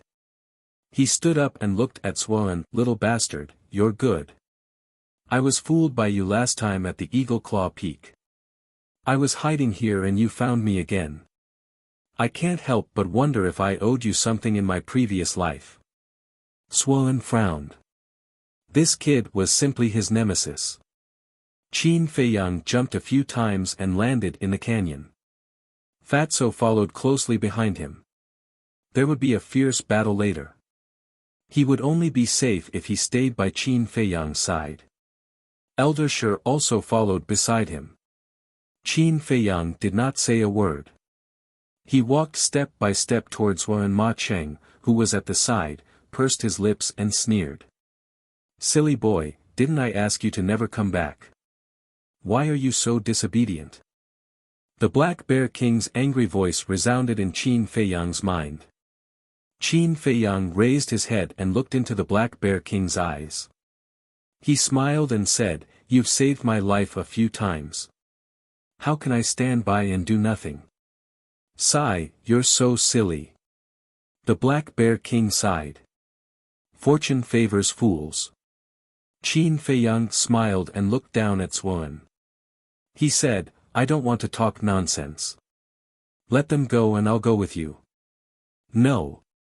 The martial lord hall master immediately shouted. Qin Feiyang said, this is my personal matter. Please don't interfere. Suan looked at Qin Feiyang with flickering eyes. There's nothing to think about. I'm more valuable than them. I can help you refine the supreme grade blood spirit pill. I believe it won't be long before you step into the 9-star combat emperor realm or even higher. Qin Feiyang said expressionlessly. King Yen and the others frowned. Suan glanced at the 4 overlords and said, that's a good idea. But aren't you afraid of being hunted down by them? Hunted down? I'll tell you the truth. I've made a plan. If you follow it step by step, you'll definitely die today. But some old bastard wants to take revenge on me. Do you think I still need to be afraid? I hate them more than you do now. I can follow you. If you don't mind, we can join hands. You have the strength and I have the brains. We can turn the county of Yen upside down. Qin Feiyang said coldly. The martial lord hall master's heart sank. The situation had become serious. Ma Cheng was not angry. Instead, the sneer on his face became thicker. Because if Qin Feiyang really reached an agreement with Suan, he would have every reason to kill Qin Feiyang in front of the martial lord hall master. Suan looked at Ma Cheng thoughtfully, then looked at Qin Feiyang and said, are you that confident? Qin Feiyang smiled faintly and said, at least, I'm stronger than that trash Lin Chen. Lin Chen clenched his fists and his eyes were gloomy. Suan said with a smile, compared to Lin Chen, you're indeed much stronger. Ha, suddenly. Suan laughed out loud. Little bastard, do you think I don't know what you're planning? You'll definitely hide after I release them. At that time, those 4 old dogs can attack me without any scruples. Suan looked at him mockingly. Qin Feiyang's heart shuddered. This old fox was not easy to fool. Little bastard, do you know? I hate you so much that I can't wait to drink your blood and eat your flesh. But after thinking about it, I changed my mind. It's too easy for you to kill you directly. I'll torture you and make you suffer so much that you'll wish you were dead. I'll completely destroy you mentally. You want them very much. Alright, I'll give them to you. Anyway, they're no longer of any value. Suan kicked the Black Bear King's head, and that huge body smashed towards Qin Feiyang with the sound of wind and thunder. At the same time, the Black Bear King let out a blood-curdling scream. The martial lord hall master waved his hand, caught the Black Bear King, and placed him on the ground. Qin Feiyang hurriedly looked over, only to see that the Black Bear King's head had already split open, and blood was gushing out. Senior Bear King. He roared, squatted in front of the Black Bear King, took out a large pile of healing pills, and stuffed them into the Black Bear King's mouth. Suan laughed sinisterly and picked up Feng Cheng. Streams of battle chi madly rushed towards Feng Cheng's heart. Ah, the excruciating pain woke Feng Cheng up. Qin Feiyang raised his head abruptly, his eyes widening in anger as he rushed towards Suan without caring about his own safety.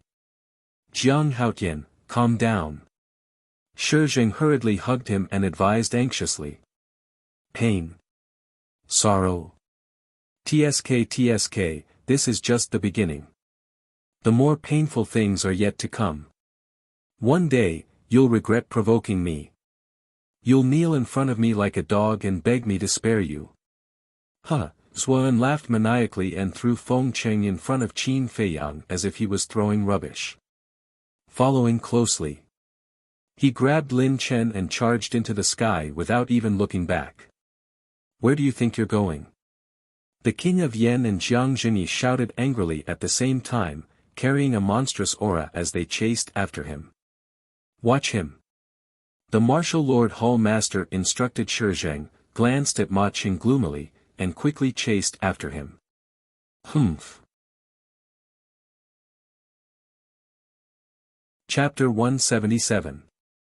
However, Qin Feiyang was completely unaware of their departure. Elder Feng, Senior Bear King, you won't die. He grabbed the highest grade healing pills and stuffed them into the Black Bear King and Feng Cheng's mouths one by one. It was as if as long as they took enough pills, they would be able to live. Fatso watched from the side and was about to get angry. The Bear King's head was broken. Feng Cheng's heart was broken. It was obvious that there was no hope. He wanted to comfort him, but he didn't know how to say it. Shizheng also lowered his head in silence. He didn't expect that this seemingly strong young man would have such a weak side. Suddenly, Feng Cheng stretched out his old hand and grabbed Qin Feiyang's wrist, laughing intermittently. Brat, I didn't expect to see you again before I die. As he spoke, he vomited blood. Qin Feiyang hurriedly said, Elder Feng, don't talk. If you don't say it now, you won't have the chance. Brat, promise me a request. Ling's parents died early. Since we were young, we relied on each other for survival. The one I can't let go of the most is her. When I die, help me take care of her, okay? Feng Cheng looked at him pleadingly. Okay. Qin Feiyang nodded, suppressing the emotions in his heart. He turned to look at Shizheng and smiled. Elder Shi, can you leave me for a while? I have something to say to Elder Feng. Okay. Shizheng turned and walked outside. Qin Feiyang turned back to look at Feng Cheng, only to find that Feng Cheng had already closed his eyes. His heartbeat and breathing had also stopped. He originally wanted to tell Feng Cheng his true identity, but now there was no chance. I also have something to ask of you. At this time, the Black Bear King's voice entered his mind. Senior, no matter what it is, I promise. Qin Feiyang raised his head and nodded with a forced smile on his face. Do you see that mound? My child is buried there. I hope you can bury me next to it. Let me continue. To protect it, Swan didn't find the treasure vault. You can take everything in there as well. As the Black Bear King spoke, 2 drops of blood flowed down from the corners of his eyes. It was filled with endless sorrow. After saying this, its aura of life also stopped. Boom! Qin Feiyang was like a bolt from the blue. The black bear cub is dead. It turned out that the mound was its grave. It had only been a few months, so why did it become like this? Why, suddenly? He raised his head and roared. Meanwhile, rumble. Crack. In the distance, a series of loud noises came, shaking the heavens and the earth. Terrifying shockwaves from the battle spread rapidly. They're fighting. Fatso and Shizheng looked at the sky in surprise. But Qin Feiyang didn't look at him, looking indifferent. He got up and walked to the side of the mound. True Qi gushed out from the soles of his feet, and with a boom, a deep pit suddenly appeared. After burying the Black Bear Queen, he bowed deeply 3 times before the grave. There weren't any bold words. Everything seemed plain and simple. After that, he walked into the cave alone and saw many corpses. It was too horrible to look at. But there was no change in his expression. He entered the treasury, took everything, and left the cave. He carried Elder Feng's body and walked out of the canyon. Shizheng hurriedly asked, Jiang Haotian, where are you going? Qin Feiyang said, Black Bear City. Fatso chased after him and asked, Boss, don't you want to see what happened to Zhuan? Not interested. Qin Feiyang whispered. He looked up at the sky, and 2 rays of light shot out, because he won't die. Won't die. Fatso and Shizheng looked at each other, with a trace of surprise in their eyes. For giants working together, how could they not be able to deal with Zhuan? Qin Feiyang explained and left the canyon silently. Black Bear City. Isn't he Jiang Haotian? I heard he went to Yen City. why did he suddenly come back? Look, isn't the person he's carrying the pill hall's elder Feng? That's right, it's him. I heard that he was kidnapped by Xuan a few months ago, why is he dead now? As soon as Qin Feiyang entered Black Bear City, the people on the street surrounded him. But with Shi Jing around, no one could get close. Qin Feiyang went straight to the pill hall, but he did not go in. He stood outside the door. After a while, two familiar figures entered his line of sight. They were Luo Xiong and Elder Mo. What's going on? Jiang Haotian, how did Elder Feng die? The two hurriedly ran to Qin Feiyang and asked with a sad face. Qin Feiyang did not explain. After passing Elder Feng to Luo Xiong, he said, "Seniors, please bury him." Okay. The two nodded. They had a lot of questions to ask. But Qin Feiyang did not give them the chance to ask. He took out a jade box and stuffed it into Elder Mo's hand. After saying goodbye, he left with Shi Jing and Fatso. Elder Mo opened the jade box and his eyes trembled. There were 4 supreme-grade red fire-glazed elixirs inside. The elixir patterns were dazzling. Where's Brother Jiang? Where is he? Not long after, Jiang Wei hurriedly ran over and asked Luo Xiong and Elder Mo, he's gone. Luo Xiong sighed deeply and left with Elder Mo. The two of them looked very lonely. They had heard about the situation in Yen City. If it wasn't for those people from the Danwang Hall, how would it end up like this? Outside the city, Qin Feiyang followed a small path and entered a forest. He took out 3 illusory form elixirs. He took one and gave the other 2 to Fatso and Shi Jing. The two of them looked at each other and took the elixirs suspiciously. Fatso was puzzled. Boss, is there a need to change your appearance now? Qin Feiyang shook his head and said, you can't let your guard down.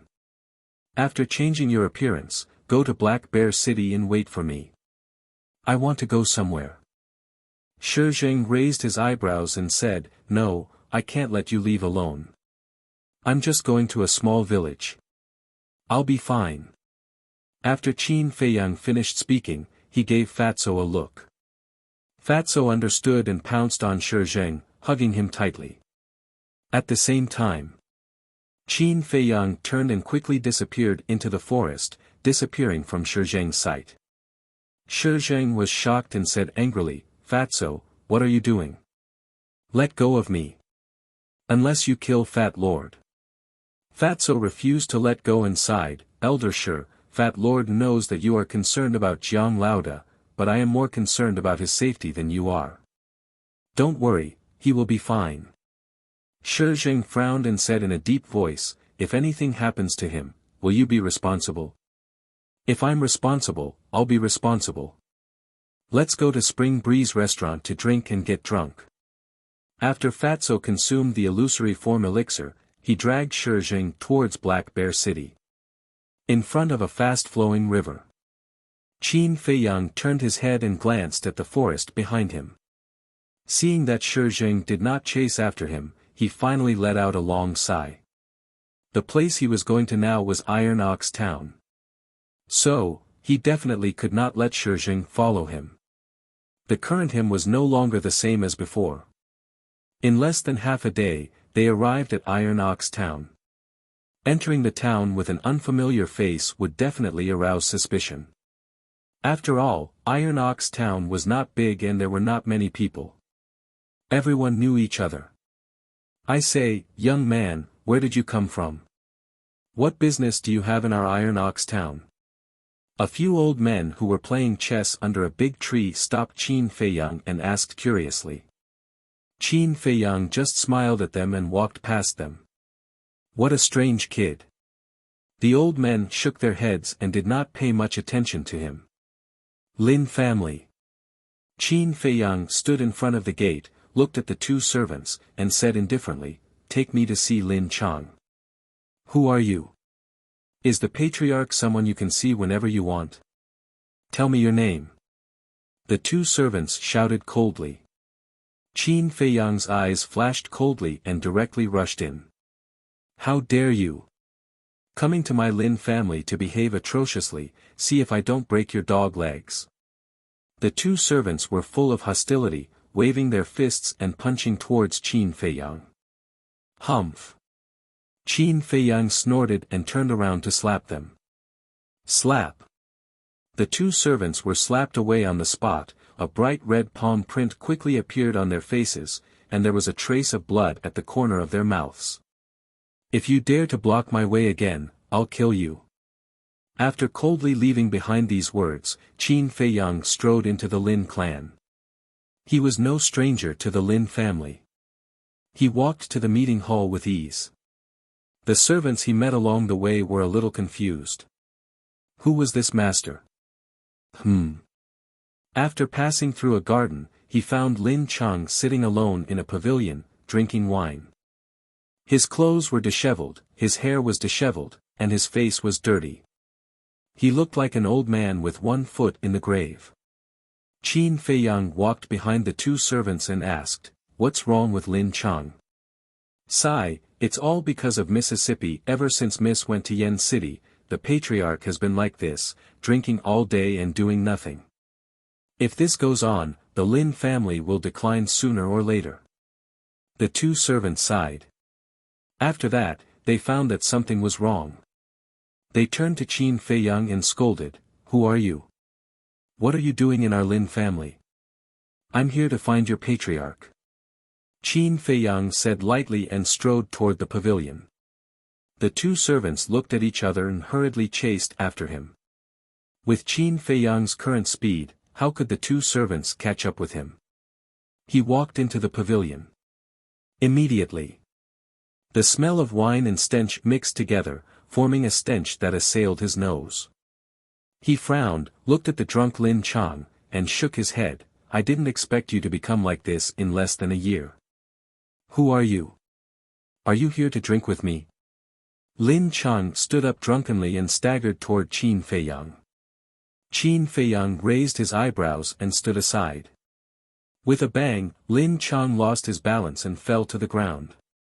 The two servants ran over and hurriedly helped him up. Smelling the stench, disgust filled the faces of the two men. Qin Feiyang shook his head. "As the patriarch of the Lin family, you even began to hate the servants. How can you be such a failure?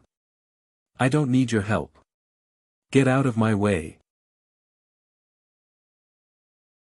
Chapter 178. Get out. Qin Feiyang snorted, looked at the two maids, and asked, "Where is the pond?" One of the maids said, "There is one in the backyard." "Why are you looking for the pond?" "Take me there." Qin Feiyang stretched out his big hand and picked Lin Chang up as if he was picking up a chick. The two maids were hesitant, because they guessed what Qin Feiyang wanted to do. Qin Feiyang shouted, "If you don't want to die, lead the way quickly." The two maids shuddered and quickly ran to the backyard. Dong! In front of the pond, Qin Feiyang directly threw Lin Chang in without saying a word. "Help!" At that moment, in the water, Lin Chang began to struggle madly. He kept calling for help. Qin Feiyang was stunned. He turned to look at the two maids and asked, "He can't swim?" The two maids nodded, leaned together, and shrank their bodies. Their small faces were pale. Who dared to throw the patriarch into the pond? Who was this person? Qin Feiyang frowned and said, "Then why don't you call someone to save him? I won't be responsible if he drowns." "Come on. The patriarch is drowning." The two maids immediately shouted. Almost at the next moment, in a nearby attic, a servant ran out. When he came to the pond, he saw Lin Chang's situation and hurriedly jumped in. It took him a lot of effort to save Lin Chang. The servant took a few breaths, glared at the two maids, and shouted, "What's the matter with you? If anything happens to the patriarch, can you bear the responsibility? It has nothing to do with us. It was he who threw the patriarch in." The two maids pointed to Qin Feiyang. The servant looked at Qin Feiyang and shouted, "You dare to murder the patriarch, are you looking for death? Get out!" Qin Feiyang spat out this word coldly. "What did you say? I dare you to say that again." That servant's eyes widened in anger, full of hostility. "Scram!" Qin Feiyang said. "You're courting death." The servant let out a low growl and pounced at Qin Feiyang. "Stop!" But at this moment, a low shout came from behind. "Patriarch!" The servant was overjoyed and quickly turned around to look. Lin Chang got up from the ground and shook his head hard to get rid of the last trace of drunkenness. Then, he looked at Qin Feiyang suspiciously. That servant ran to Lin Chang's side and sternly said, "Master, he was the one who threw you into the pond. He must have eaten a leopard's guts." Lin Chang let out a long breath and walked in front of Qin Feiyang. He sneered and said, "Do you know why this patriarch asked him to stop?" Qin Feiyang said indifferently, "I'm not interested." "Even if you're not interested, you still have to listen. It's because this patriarch wants to personally blow your head off." Lin Chang laughed sinisterly. True Qi surged as he punched towards Qin Feiyang. "You don't have this ability now." Qin Feiyang stretched out his arm and easily caught Lin Chang's fist. "How is this possible?" Lin Chang was shocked. He used all his strength but couldn't pull his hand out. That servant was also dumbfounded. This person was actually so strong. Even the patriarch could be easily subdued. Fortunately, before, he didn't really rush up. Otherwise, the consequences would be unimaginable. Lin Chang was shocked and angry. "Who the hell are you?" Qin Feiyang let go of his hand and said lightly, "I want to talk to you alone." Lin Chang shook his hand and looked at Qin Feiyang suspiciously. He waved his hand and said, "All of you retreat." That servant and two servant girls, as if they had been pardoned, disappeared in a few blinks of an eye. Lin Chang said, "Say it now." Qin Feiyang shook his head and said, "Your current appearance is really embarrassing. But this is what you asked for. No one will sympathize with you. Is this what you want to say?" Lin Chang clenched his fists. His eyes flashed fiercely. Qin Feiyang said, "I don't have so much time to care about your affairs. I'm just thinking that if Lin Yi knows that you have become like this, she should be very sad." Yi. Lin Chang's gaze trembled. He stepped forward and grabbed Qin Feiyang's clothes. He roared with a ferocious face, "How do you know Yi? Who the hell are you?" Qin Feiyang didn't speak. He just looked at him faintly. After a while, Lin Chang reacted. He hurriedly let go of his hand and bowed, "Sir, I'm sorry. I offended you." Qin Feiyang said, "If I give you another chance, will you still deal with Qin Feiyang?" Lin Chang's body shook. He said in surprise, "You know Qin Feiyang? Answer me." Qin Feiyang raised his eyebrows. Lin Chang lowered his head. His hands were clenched together. His face was distorted and looked ferocious. He hated Qin Feiyang from the bottom of his heart. It was because Qin Feiyang killed Lin Bailey that Lin Han was enraged. He snatched Yi and forced him to sign the agreement to sever the father-daughter relationship. So in his view, all of this was caused by Qin Feiyang. Qin Feiyang looked disappointed and shook his head, "It has been so long, but you are still stubborn. You are hopeless. People like you really shouldn't be sympathized. Who do you think you are? Do you know what Qin Feiyang did to me? How much do you know about Qin Feiyang? What right do you have to criticize me here?" Lin Chen roared with all his might. "I don't want to argue with you. Just pretend that I didn't come this time." Qin Feiyang said lightly, then turned and left. Lin Chang stared at Qin Feiyang's back angrily. Suddenly, he seemed to have thought of something and his body trembled. He hurriedly said, "Are you Qin Feiyang?" "That's right. Go and tell Lin Han. This is a good opportunity. He should reward you with some benefits. No. It shouldn't be a reward. It should be alms. Qin Feiyang said sarcastically without turning his head. He is really Qin Feiyang. Lin Chang felt very uncomfortable and incredulous. In less than a year, he had become so strong. Was he still the trash from before? Seeing that Qin Feiyang was about to leave his sight, he suddenly shivered and shouted, "Wait!" Qin Feiyang didn't stop and left the Lin family. Why did he suddenly appear? What does he want to do? Revenge? It doesn't seem like it. If it's revenge, now is the best opportunity. Lin Chang muttered to himself. He really couldn't figure out the purpose of Qin Feiyang's return. Suddenly, a sharp light flashed. He hurriedly ran into a secret room, walked to the image crystal, and put his hand on it. But he immediately withdrew his hand. There was a struggle on his face. Should he report to Lin Han?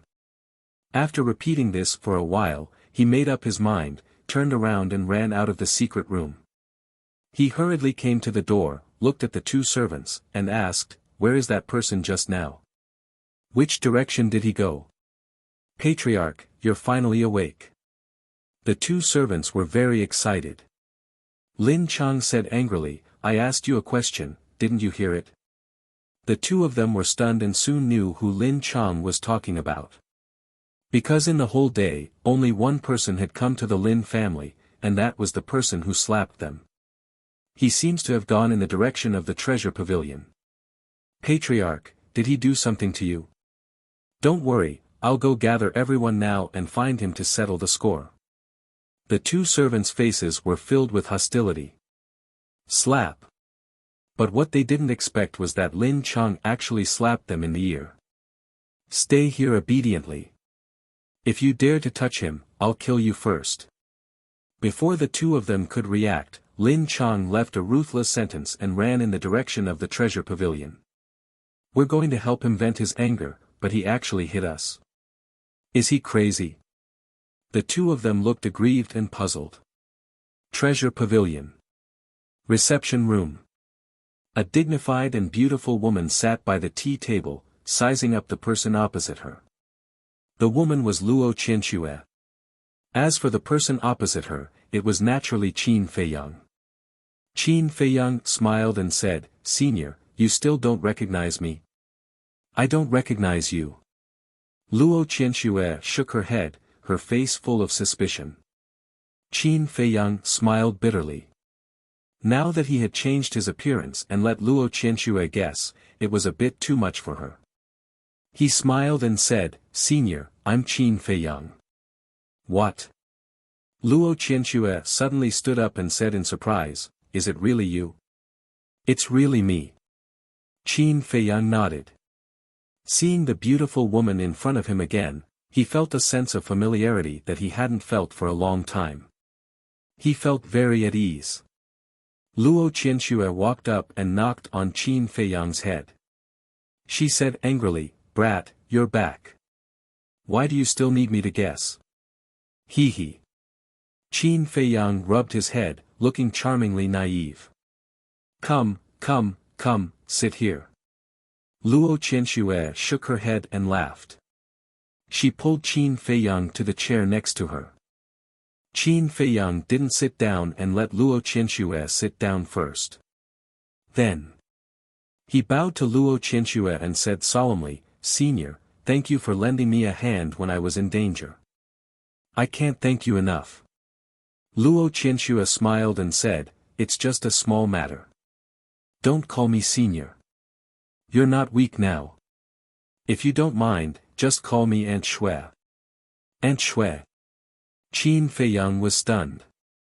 There was an inexplicable throbbing in his heart. He nodded and said, "Feiyang can't wait." "Why would I mind?" Luo Qianxue made tea and sighed. "Your life this year is really exciting."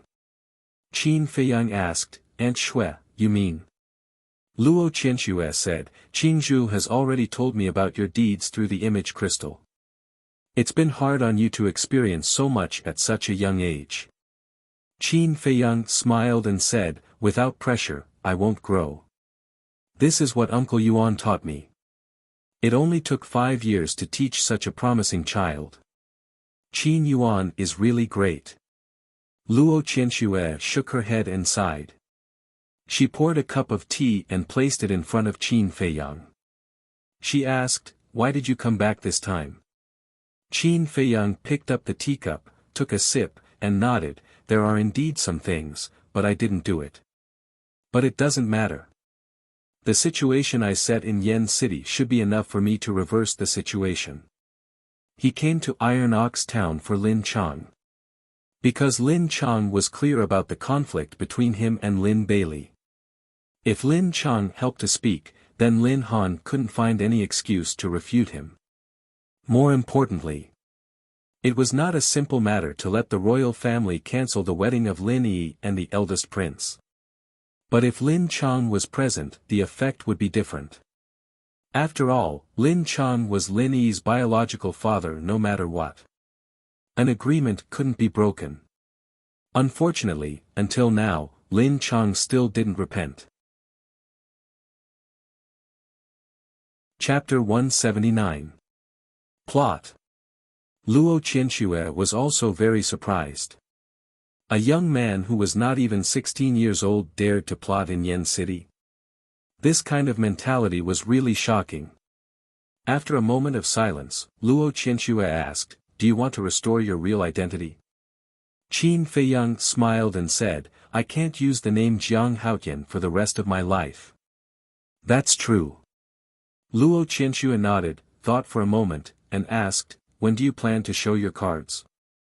Qin Feiyang said, 9 days later, in the first prince's wedding ceremony.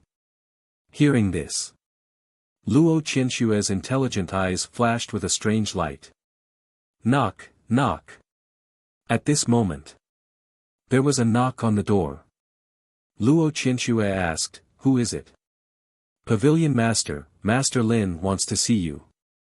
A woman's voice came from outside. Do you want to hide?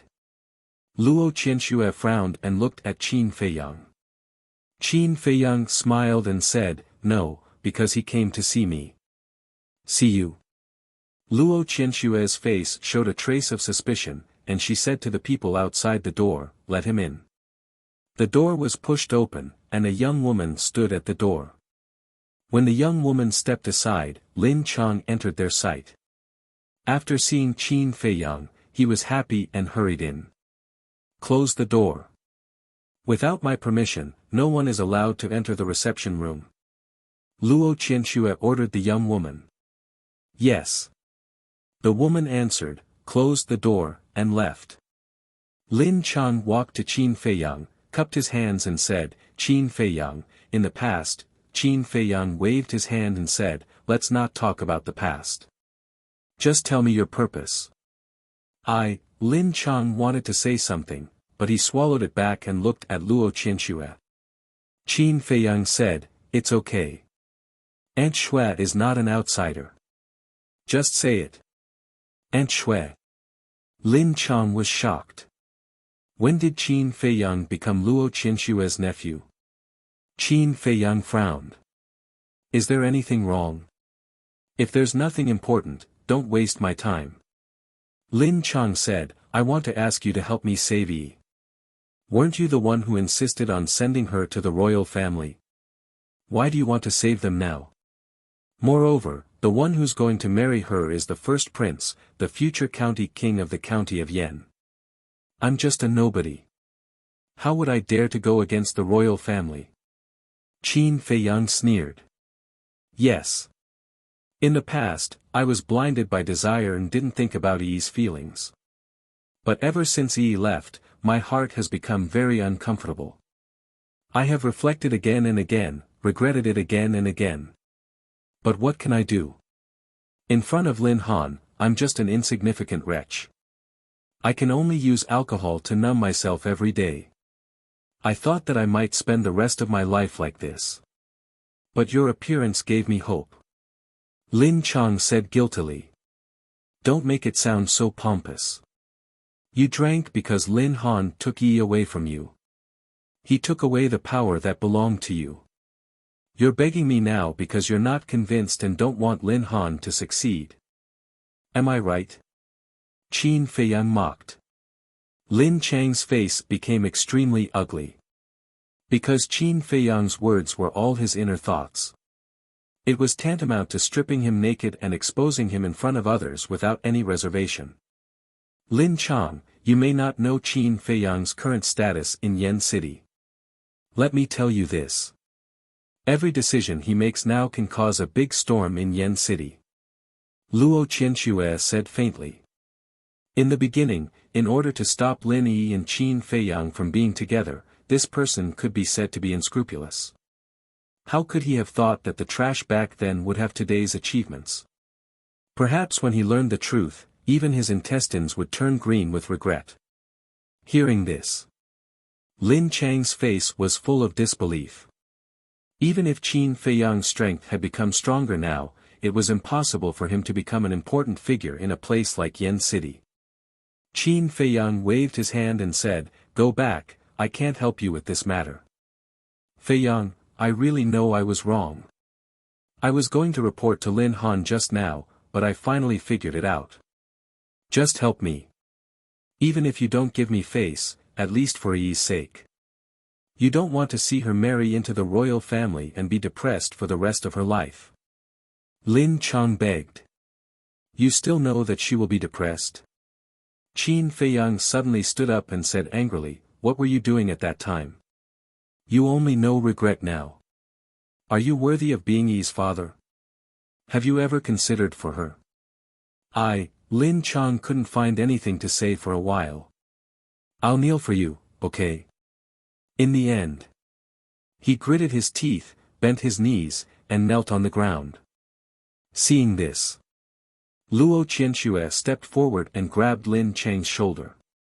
She turned to look at Qin Feiyang and said meaningfully, "After all, he is Yi's biological father." Qin Feiyang's eyes flashed. It seemed that Luo Qianxue and he had thought of the same thing. "Okay, I'll give Aunt Xue face." After a moment of silence, Qin Feiyang nodded, took out an illusory form pill, threw it to Lin Chang, and said lightly, "Go back and arrange it immediately. Follow me to Yen City later. This is a supreme-grade pill." Luo Qianxue's eyes lit up. "What? A supreme-grade pill?" Lin Chang was shocked and hurriedly looked at the illusory form pill. When he saw the bright pill pattern, his eyeballs almost popped out. Qin Feiyang frowned and said, "Hurry up and arrange it before I regret it." Okay. Lin Chang nodded repeatedly and turned to leave quickly. About half an hour passed. Lin Chang came again. Qin Feiyang also said goodbye to Luo Qianxue and rushed to Black Bear City with Lin Chang. But before leaving, he gave Luo Qianxue a supreme-grade red fire-colored glass pill. In this way, his original supreme-grade red fire-colored glass pills were all gone. Only the first prince's 10 pills were left. When they arrived at Black Bear City, it was already late at night. After calling Fatso and Shi Zheng, they rushed back to Yen City overnight. Calm Heart Lake. Qin Feiyang sat in front of the tea table, looked at Lin Chang and said, "Before Yi gets married, you'd better not leave Calm Heart Lake. Otherwise, if anything happens, I won't be responsible." Lin Chang nodded, his heart was in disbelief. Luo Qianxue said that Qin Feiyang's status in Yen City was not ordinary, but he didn't believe it. But on the way here, he finally deeply understood. The 9-star Battle King's personal protection. The martial imperial palace treated him as a distinguished guest. This kind of treatment was really amazing. Qin Feiyang said again, "Lu Hong, take him up and arrange a room for him. Follow me." Lu Hong glanced at Lin Chang, turned and walked to the second floor. Soon, Lu Hong went downstairs again, frowning. "Who is he?" Qin Feiyang said, "Yi's father." Lu Hong and Fatso looked at each other, a trace of doubt in their eyes. Don't ask about this, help me count the things in this Qiankuan bag.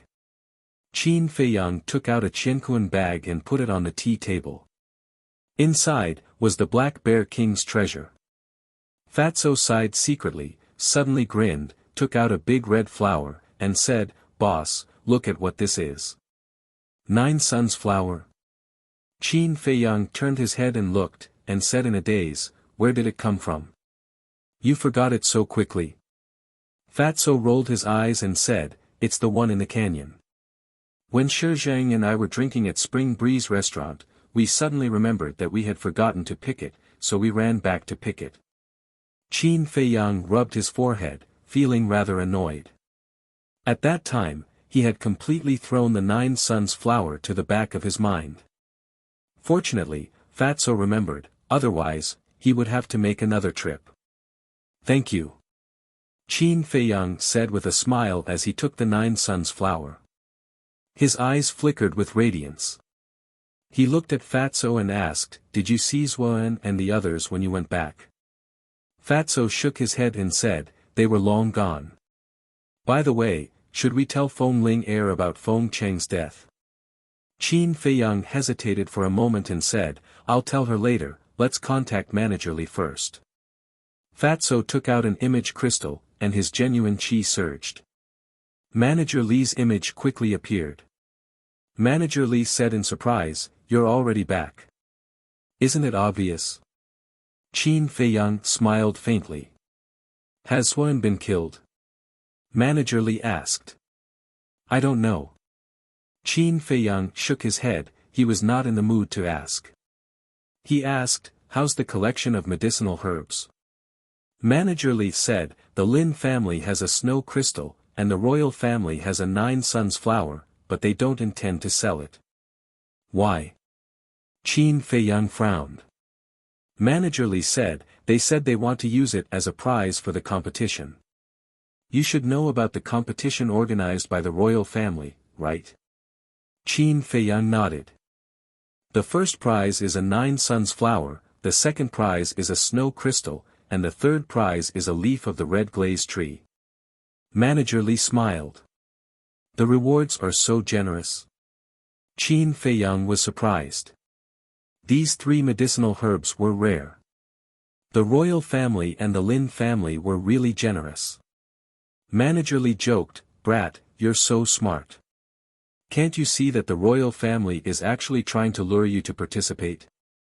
They're targeting you." "Lure me?" Qin Feiyang frowned. He really couldn't figure it out. Manager Li said, "According to reliable sources, the first prince is the one who arranged the prizes. Do you understand now? So that's how it is." Qin Feiyang suddenly understood. He pursed his lips and sneered. Fatso and Zuan had humiliated the first prince last time. They must have held a grudge against him. The first prince was a smart person. He knew that Zuan would not participate in such a boring competition. So he used these 3 precious medicinal herbs as bait to force Zuan to participate. His purpose was to defeat Zuan, humiliate him, and embarrass him in front of everyone in Yen City. Manager Li said playfully, "So, are you going to participate or not?" Qin Feiyang said with a smile, "I was worried that I couldn't find a suitable wedding gift. I didn't expect him to deliver it to me. Do you think I should go or not? We won't be polite to people who are looking for trouble." Fatso said with a smirk. "Interesting, interesting." Manager Li couldn't help but laugh. Qin Feiyang said, "Senior, I'll have to trouble you to send the medicinal herbs over now. Then you must prepare the gold coins. This is not a small sum." Chapter 180. The first prince, Qin Feiyang lowered his head and pondered for a while before asking, "Do you know the cultivation of the first prince?" "We don't know." Fatso and Li Mu shook their heads. Qin Feiyang got up and said, "I'll go to the cultivation hall. When Steward Li comes, you can ask him about the rules of the competition. The more detailed, the better." Lu Hong frowned and said, "You've come back in a hurry. Go and have a rest first. I'll talk to Foam Ling Air. Fatso nodded. It could be seen that although Qin Feiyang looked strong, he was actually very tired. They really wanted to share some of the burden with Qin Feiyang. It's okay. You've done me a great favor by counting the Qianquan bag. Qin Feiyang smiled, turned around, walked out of the attic, and went straight to the cultivation hall. 2 deacon elders were guarding here. One of them asked in confusion, "What are you doing here?" Qin Feiyang cupped his hands and said, "I want to see Foam Ling Air." "I guess that you're looking for Foam Ling Air. She's in the number 1 cultivation room. Go in by yourself. Remember to be reserved." The 2 of them said with a smile, which was very ambiguous. Reserved? Qin Feiyang smiled bitterly.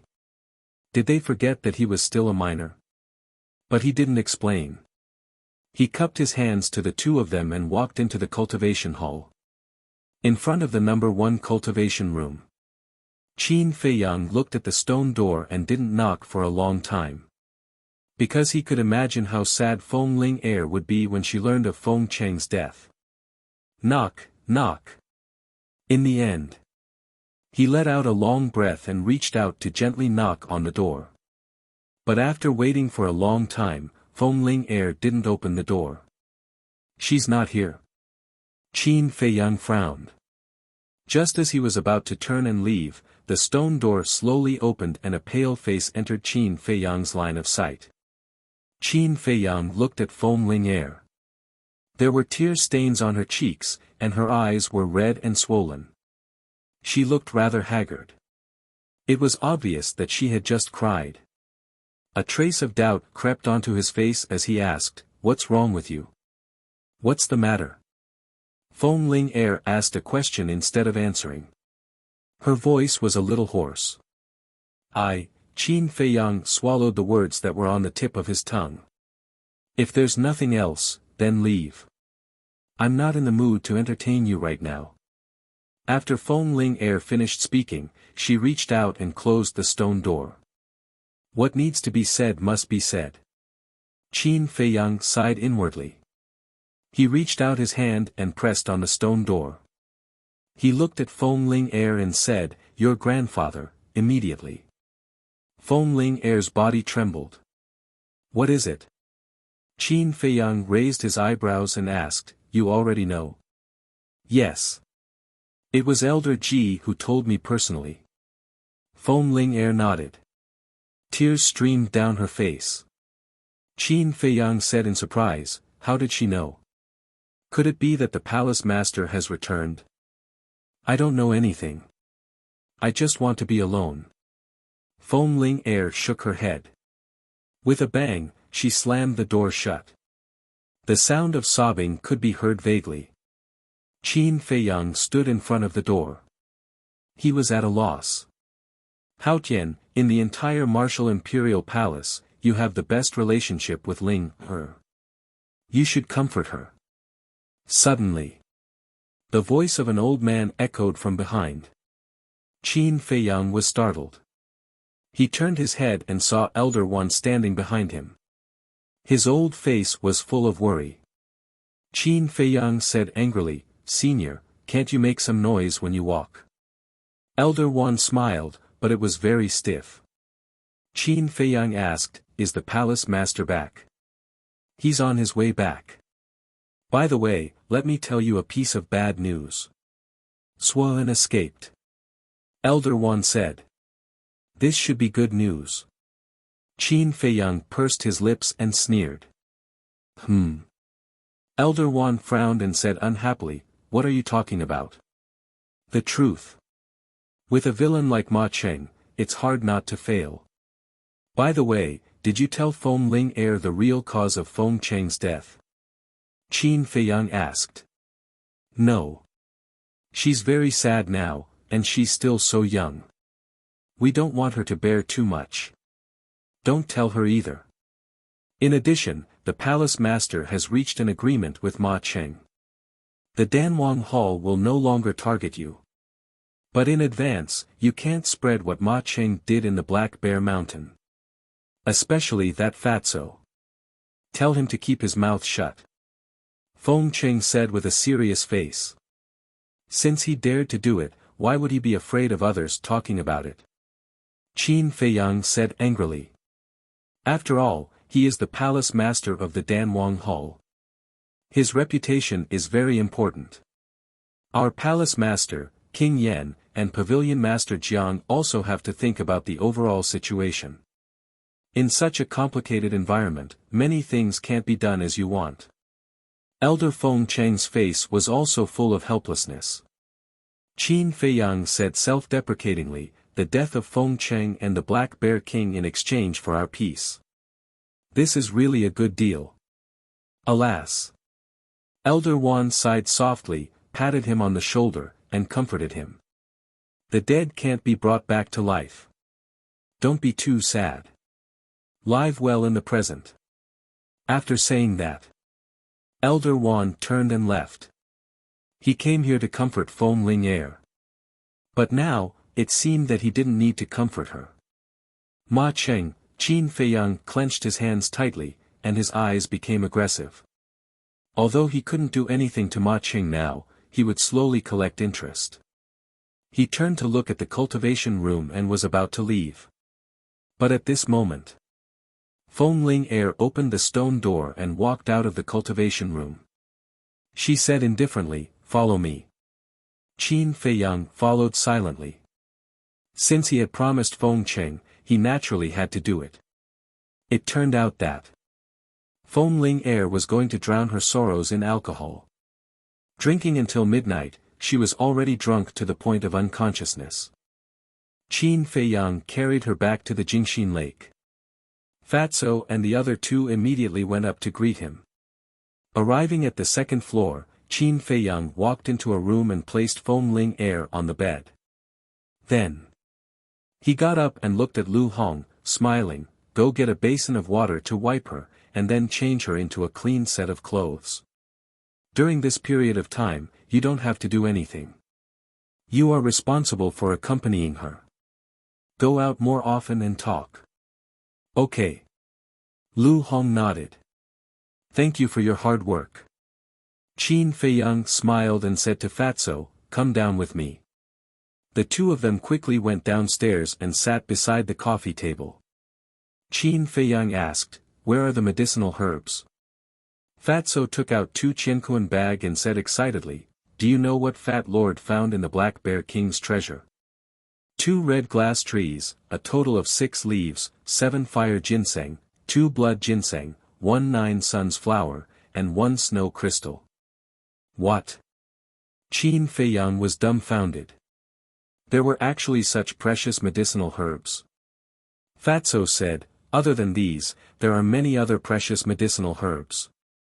As for gold coins, there aren't many, only 1,000,000. Qin Feiyang laughed, "With those medicinal herbs, would we still lack gold coins?" He was very grateful to the Black Bear King. But at the same time, he blamed himself even more. If he hadn't informed King Yan and the others, how could the Black Bear King have died? Fatso frowned and said angrily, "Boss, don't take all the responsibility on yourself. This is increasing the pressure on yourself. If you want to blame someone, blame that old bastard Ma Cheng." Qin Feiyang said with a faint smile, "I'm fine." Sigh. Fatso sighed and said with a smile, "Fat Lord has sorted it out. We have already gathered 3 sets of medicinal herbs for the potential elixir and 6 sets of medicinal herbs for the red glass elixir. They are all in this Qiankuan bag." Fatso pointed to the Qiankuan bag on the left. 3 sets. Qin Feiyang was overjoyed. He turned to look at Fatso, his eyes flickering. Fatso touched his nose and chuckled, "Why are you looking at Fat Lord like that? Are you also mesmerized by Fat Lord's handsomeness?" At that moment, Qin Feiyang rolled his eyes and said with a smile, "I might as well give all the medicinal herbs and gold coins to you for safekeeping." Fatso was slightly stunned and said with a sneaky smile, "Aren't you afraid that Fat Lord will fill his pockets?"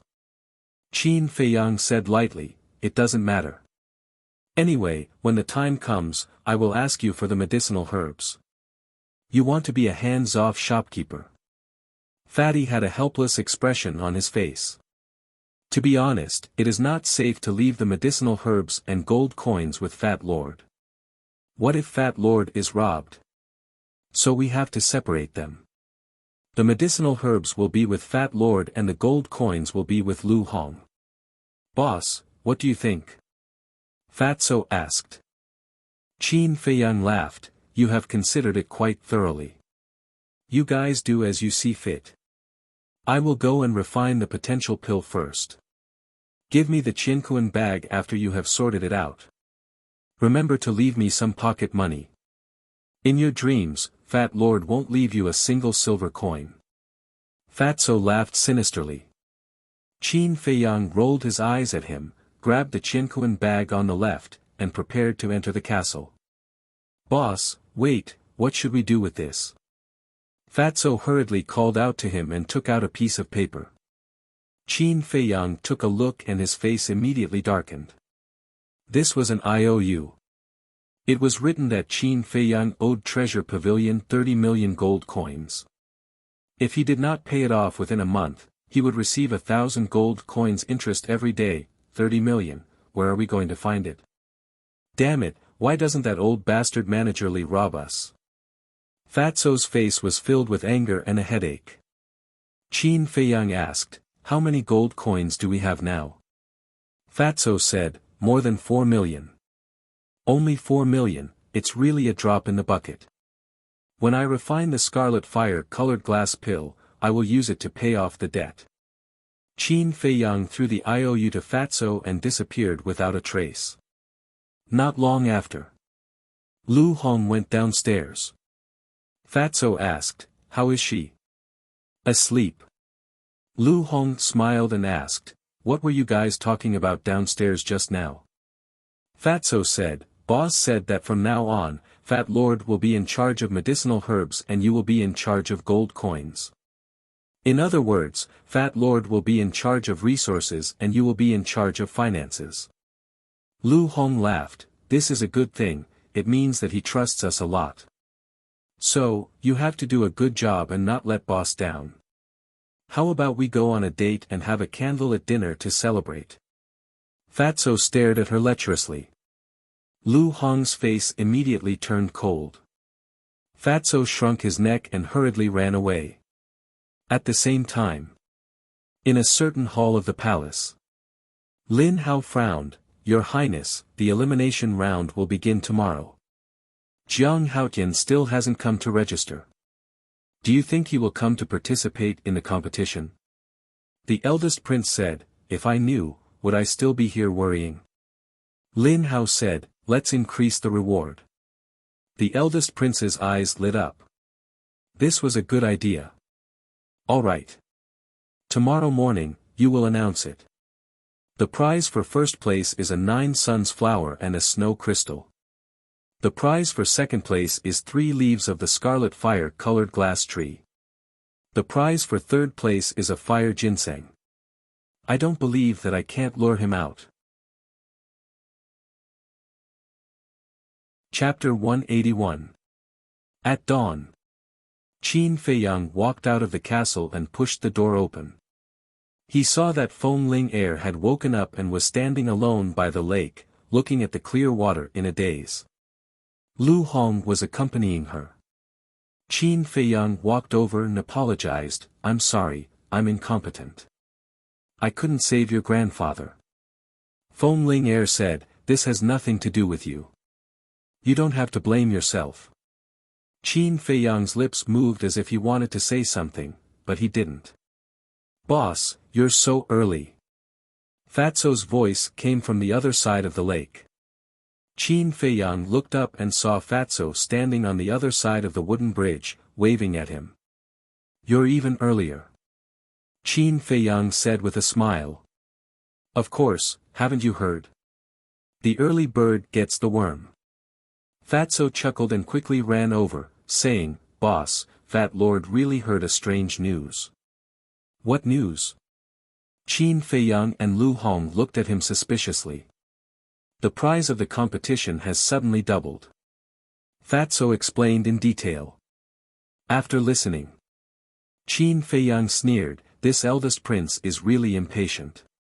Feng Heir turned to look at him and frowned. Are you going to participate in the competition? Qin Feiyang said, with such a tempting prize in front of me, how can I not go? Feng Heir thought for a moment and said, then I'll go too. I have nothing to do anyway. No. Fatso shook his head. Why not? Feng Heir asked. Qin Feiyang was also puzzled. Fatso said, according to the rules of this competition, only those under the age of 18 can participate. If Fat Lord remembers correctly, you should be 18 years old.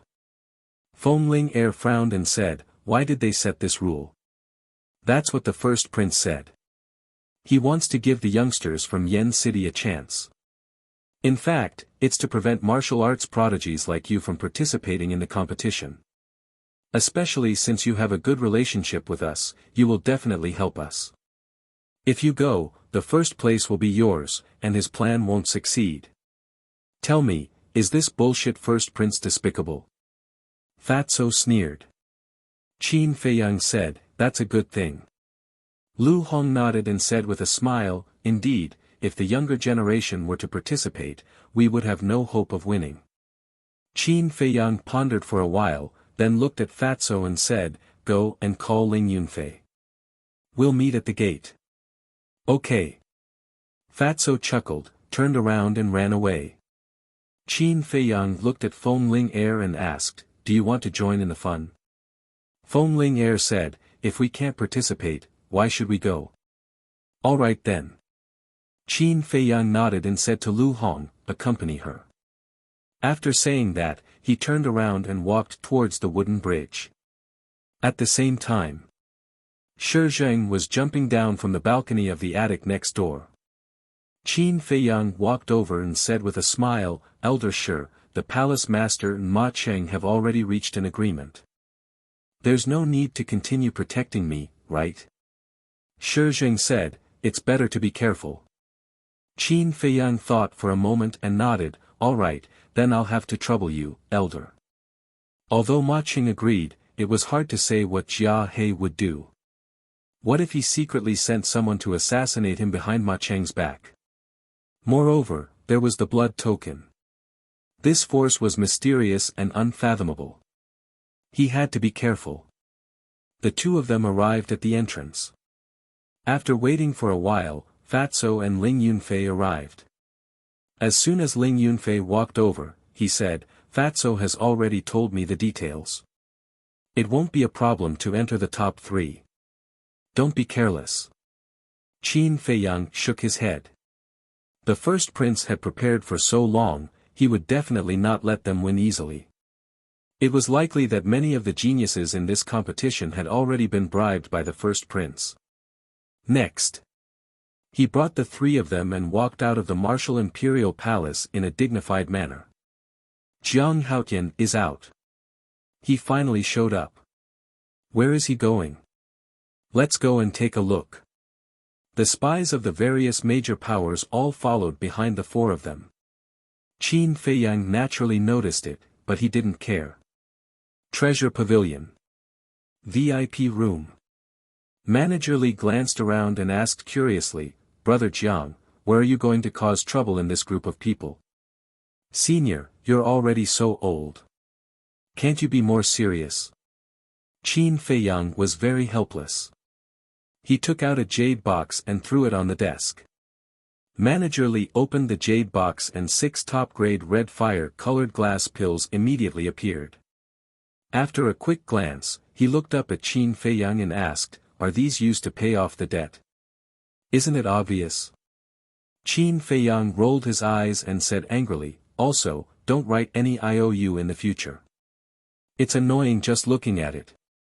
There's no other way. This is the rule. We're all honest people. We have to abide by it, right? However, these 6 pills are worth at most 25 million. It seems to be a little less than 30 million. Manager Li chuckled. Fatso said angrily, "Old bastard, can't you give us a discount?" "Sorry, I've already given you a 9% discount." Manager Lee said with a smile. "A 9% discount?" Fatso was stunned and said angrily, "You might as well not give us a discount. How can you ask for a 9% discount when you don't even know?" Manager Lee sighed, "Alas, I can't help it. Business is hard. In order to help you find those medicinal herbs, I almost broke my legs. How can you bargain with me here?" Qin Feiyang's face twitched. He took out 2 more top-grade red fire-colored glass pills and threw them to Manager Lee, saying, "Take the extra as a reward for your hard work." "Good, good, good. Boss Jiang is so generous." Manager Lee was overjoyed. 2 top-grade red fire-colored glass pills were worth at least 8 million.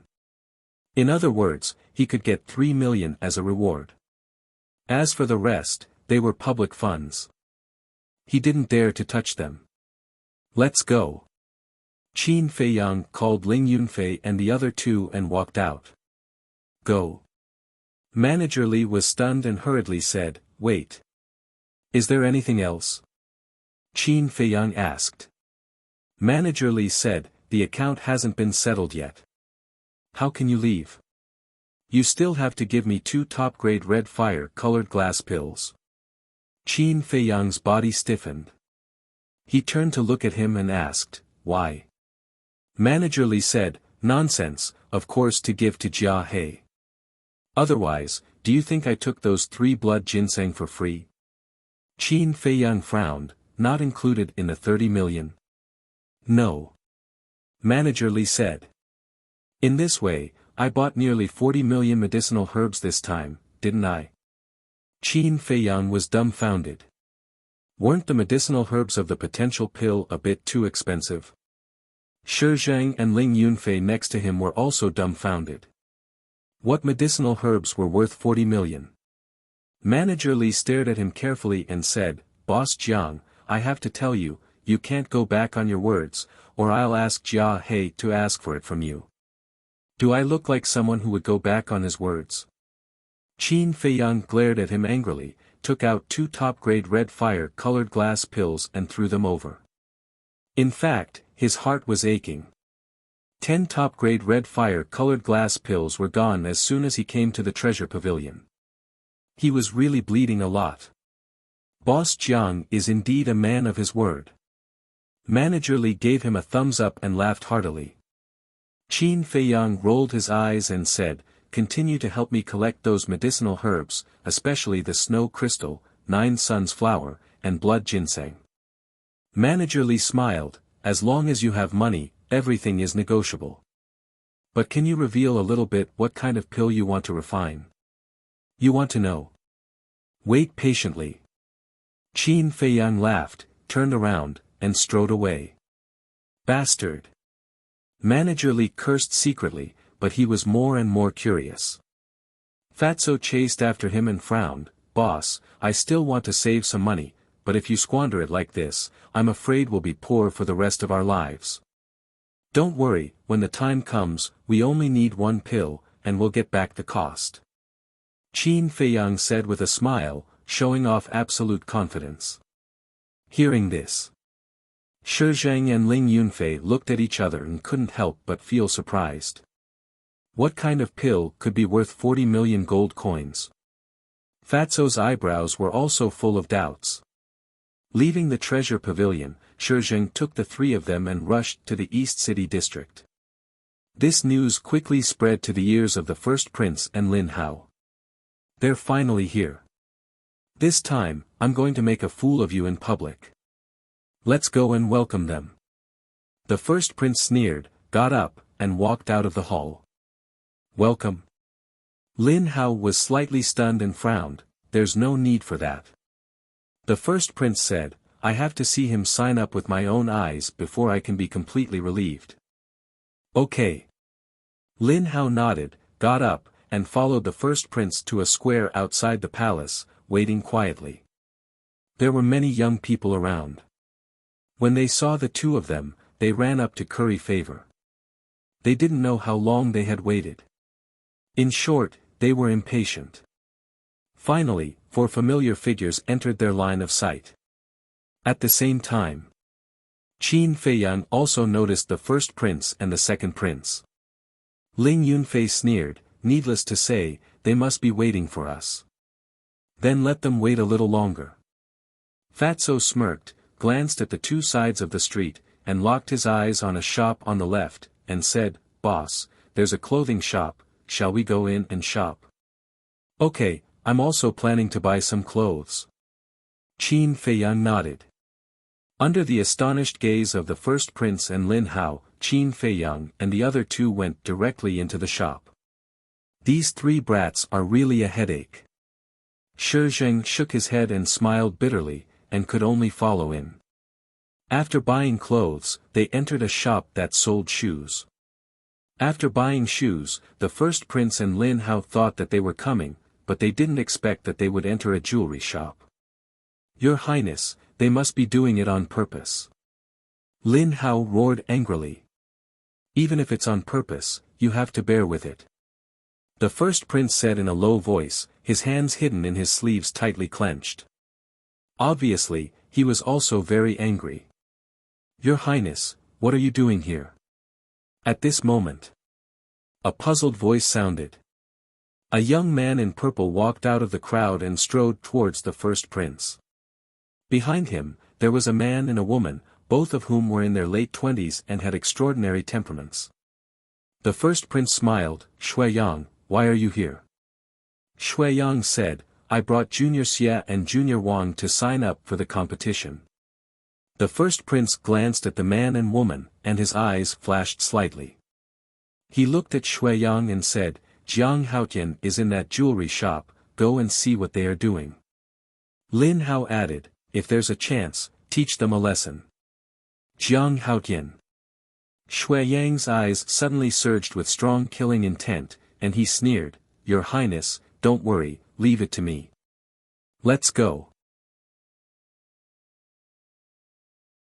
Chapter 182. Inside the shop. Qin Feiyang was casually looking at the accessories. The shop owner was also a middle-aged fatso, but he was not as outstanding as Fatso. He followed him closely and kept introducing the items. Fatso called out, "Boss, it's time to go." "Okay." Qin Feiyang nodded. The fat shop owner immediately showed a disappointed look. This was a big customer, but unfortunately, he did not sell anything. "Huh." Qin Feiyang was about to turn around when he suddenly saw a red jade pendant. The fat shop owner's eyes lit up and hurriedly introduced it. "Young Master Jiang, this jade pendant is called Flaming Phoenix. Look at its color, how bright it is, and the phoenix pattern, how charming it is. To be honest, young Master Jiang, the Flaming Phoenix is the most famous carving master in Yen City, carefully carved with the best fire jade. Let's not talk about its value, just its craftsmanship alone is worth collecting." The fat shop owner's mouth was like a river, exaggerating. Qin Feiyang asked, "Just say it, how much is it?" The fat shop owner stretched out his hand, 500,000. 500,000. Fatso shouted and walked over. He looked at the so-called Flaming Phoenix and mocked, "We're not idiots. If you don't give us a reasonable price, we'll leave immediately." The fat shop owner smiled and said, 400,000, no less.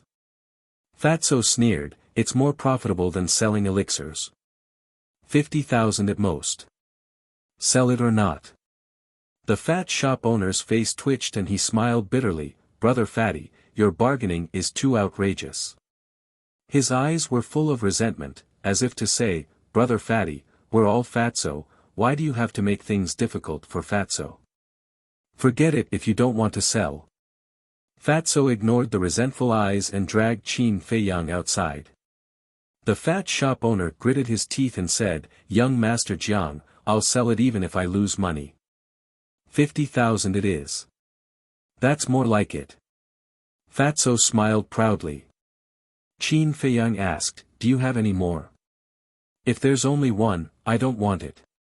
Hearing this, the fat boss's face became very interesting.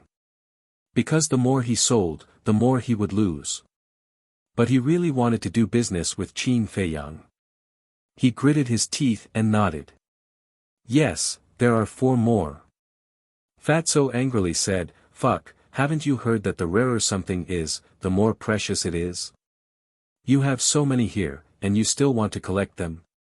Even Fat Lord doesn't think 50,000 gold coins is worth it.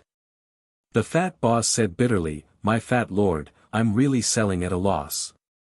I swear to God.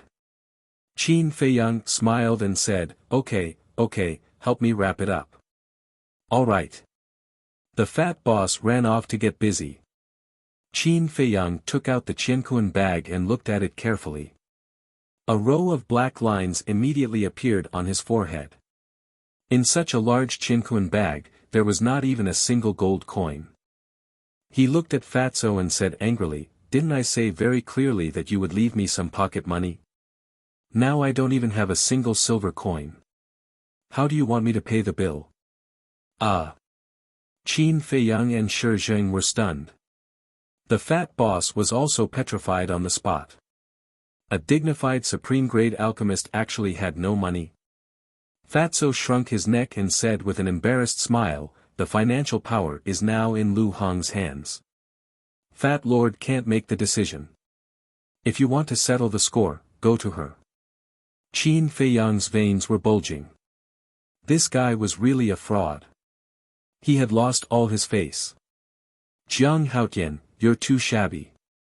You're an alchemist after all. Do you want me to lend you some?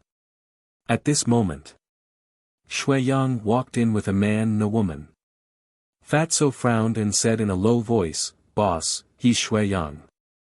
The other 2 are also core disciples of the Danwang Hall. The man is Xie Fang, and the woman is Wang Xia. Qin Feiyang said, I know he's Shui Yang. I've seen him in the treasure pavilion before. Shui Yang glanced at them, then looked at Qin Feiyang and said playfully, how about it? Do you want it? I don't charge interest. Shi Zheng walked up and said lightly, isn't it just 250,000 gold coins? I'll give it to you. A cold light flashed in the depths of Shui Yang's eyes. He looked at the fat boss and said, no matter what Jiang Haotian buys, I'll take it all and give you double the price. The fat boss was a little embarrassed. He didn't dare to offend Qin Feiyang. Shui Yang was Jia Hei's personal disciple. He also didn't dare to offend him. He begged, young Master Shui, if you have any grudges with young Master Jiang, can you settle it elsewhere? I'm just a small businessman. Don't make things difficult for me, okay? Why? Do you have a big objection? Shui Yang's eyes were unfriendly. No, how would I dare to have an objection? The fat boss hurriedly waved his hand and looked at Qin Feiyang pleadingly. He hoped that Qin Feiyang could take a step back. Qin Feiyang's eyes flashed and said, it seems that the lesson I taught you last time wasn't deep enough. At the mention of this, Shui Yang's face became incomparably ferocious. Qin Feiyang turned a blind eye and said lightly, you want whatever I want. Are you sure? I'm sure. Shui Yang said word by word. His heart was already occupied by hatred. Fine, you're awesome. Qin Feiyang gave a thumbs up and turned to look at the fat boss, saying, I want everything you have here. Listen well, everything. Ah. The fat boss was dumbfounded. This is a great move. Shi Zheng praised. This way, not only could he help the fat boss out of the predicament, but he could also ruthlessly scam Shui Yang. It could be said to be killing 2 birds with 1 stone. Shui Yang clenched his fists, his gaze frighteningly gloomy. Yo! Fatso let out a strange cry and joked, young Master Shui, why aren't you saying anything? Fat Lord, let me remind you that you're Jia Hei's disciple. If you don't keep your word, you won't be the only one losing face, but your master will too. Shui Yang said sternly, Fatso, say one more word and I'll cripple you. Come, come, come. If you don't cripple me today, you'll be Fat Lord's great-grandson. Fatso took a step forward and provoked arrogantly. You're courting death. Shui Yang's eyes flashed with a hint of ruthlessness.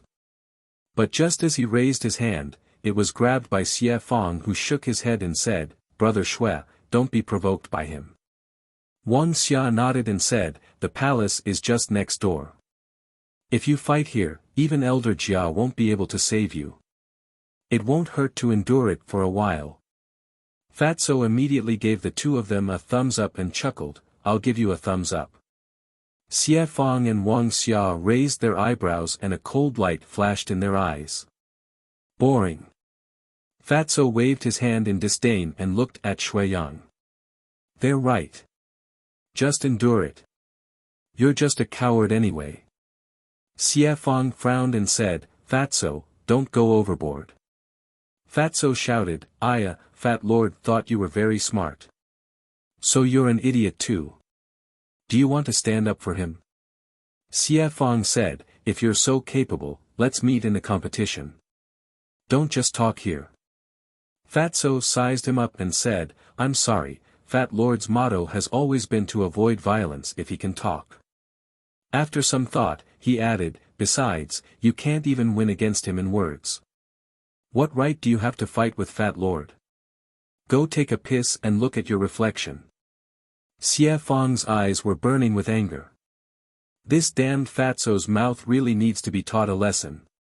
Seeing that Xie Fong was also enraged, Wang Xia's pupils constricted and she hurriedly dragged the two of them outside. Fatso twisted his neck and said indifferently, people with low IQ shouldn't come out for a stroll, lest they embarrass themselves. Bastard! I'm going to destroy you. Shui Yang and Xie Fong roared at the same time and turned to charge at Fatso. Even Wang Xia couldn't hold them back. Stop! At this moment, a cold shout sounded. The eldest prince and Lin Hao walked in one after another. The main character is here. Fatso tactfully retreated to Qin Feiyang's side. The eldest prince coldly glanced at Shui Yang and the other two and said angrily, what's going on? How dare you fight here? Do you want to die? Keep pretending, keep pretending. Fatso sneered. Anyone with a discerning eye could see that Shui Yang and the other two were ordered by someone. And the person who ordered them was undoubtedly the eldest prince. Shui Yang glared at Qin Feiyang and the others and said, Your Highness, it's all their fault for provoking us first, especially that Fatso. He's so arrogant and even humiliated you, Your Highness. The eldest prince turned to look at Fatso with a cold gaze. Shi Jing frowned and said expressionlessly, think before you speak. Shui Yang said angrily, Elder Shi, you're with them. Of course you'll speak for them. Bastard. Shi Jing was furious. He stepped forward and grabbed Shui Yang's arm, saying, I'll take you to the Danwang Hall now. I'd like to ask Elder Jia how he educates his disciples. Shui Yang's face immediately turned pale. Qin Feiyang said with a faint smile, Your Highness, how do you plan to deal with the troublemakers? If you don't deal with them, I'm afraid your reputation as the eldest prince will be ruined today. The eldest prince was furious to the extreme.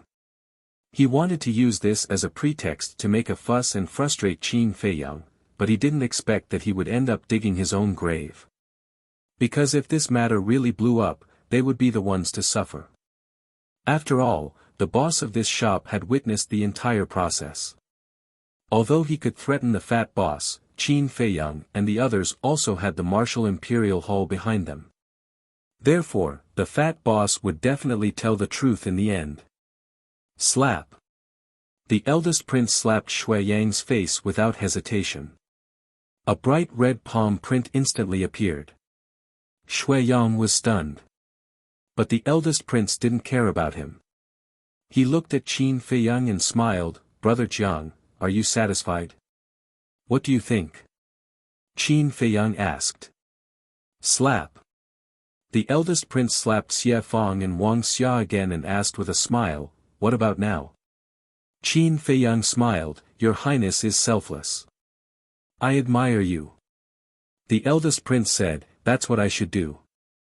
I wonder why Brother Jiang came to the East District. If I can help, please feel free to ask. If I really need your highness help, I will definitely not be polite. Qin Feiyang smiled and turned to the fat boss, asking, Boss, is it done? It's done. The fat boss pushed an exquisite wooden box in front of Qin Feiyang with a trace of gratitude in his eyes. Shi Zheng let go of Shui Yang and went over to settle the bill. He looked at Shui Yang and said, Young people should learn to be good. Don't just sow discord all day. It won't do you any good in the future. Elder Shi is right. The eldest prince smiled and shouted at Shui Yang and the others, Why aren't you apologizing to Elder Shi? Elder Shi, I'm sorry. Elder Shi, please forgive me for my previous offense. The three of them bowed. Shi Zheng said, Forget it, this matter is over. Thank you for your magnanimity, Elder Shi. You're tuning into the Han Li's Wuxia Chronicles YouTube channel. We're so grateful for your support, and don't forget to subscribe to join us on this incredible journey through captivating stories. Your generosity through donations truly makes a world of difference, as it's the primary source of revenue that allows me to expand and enhance this channel for you. Thank you from the bottom of my heart for being a part of this adventure.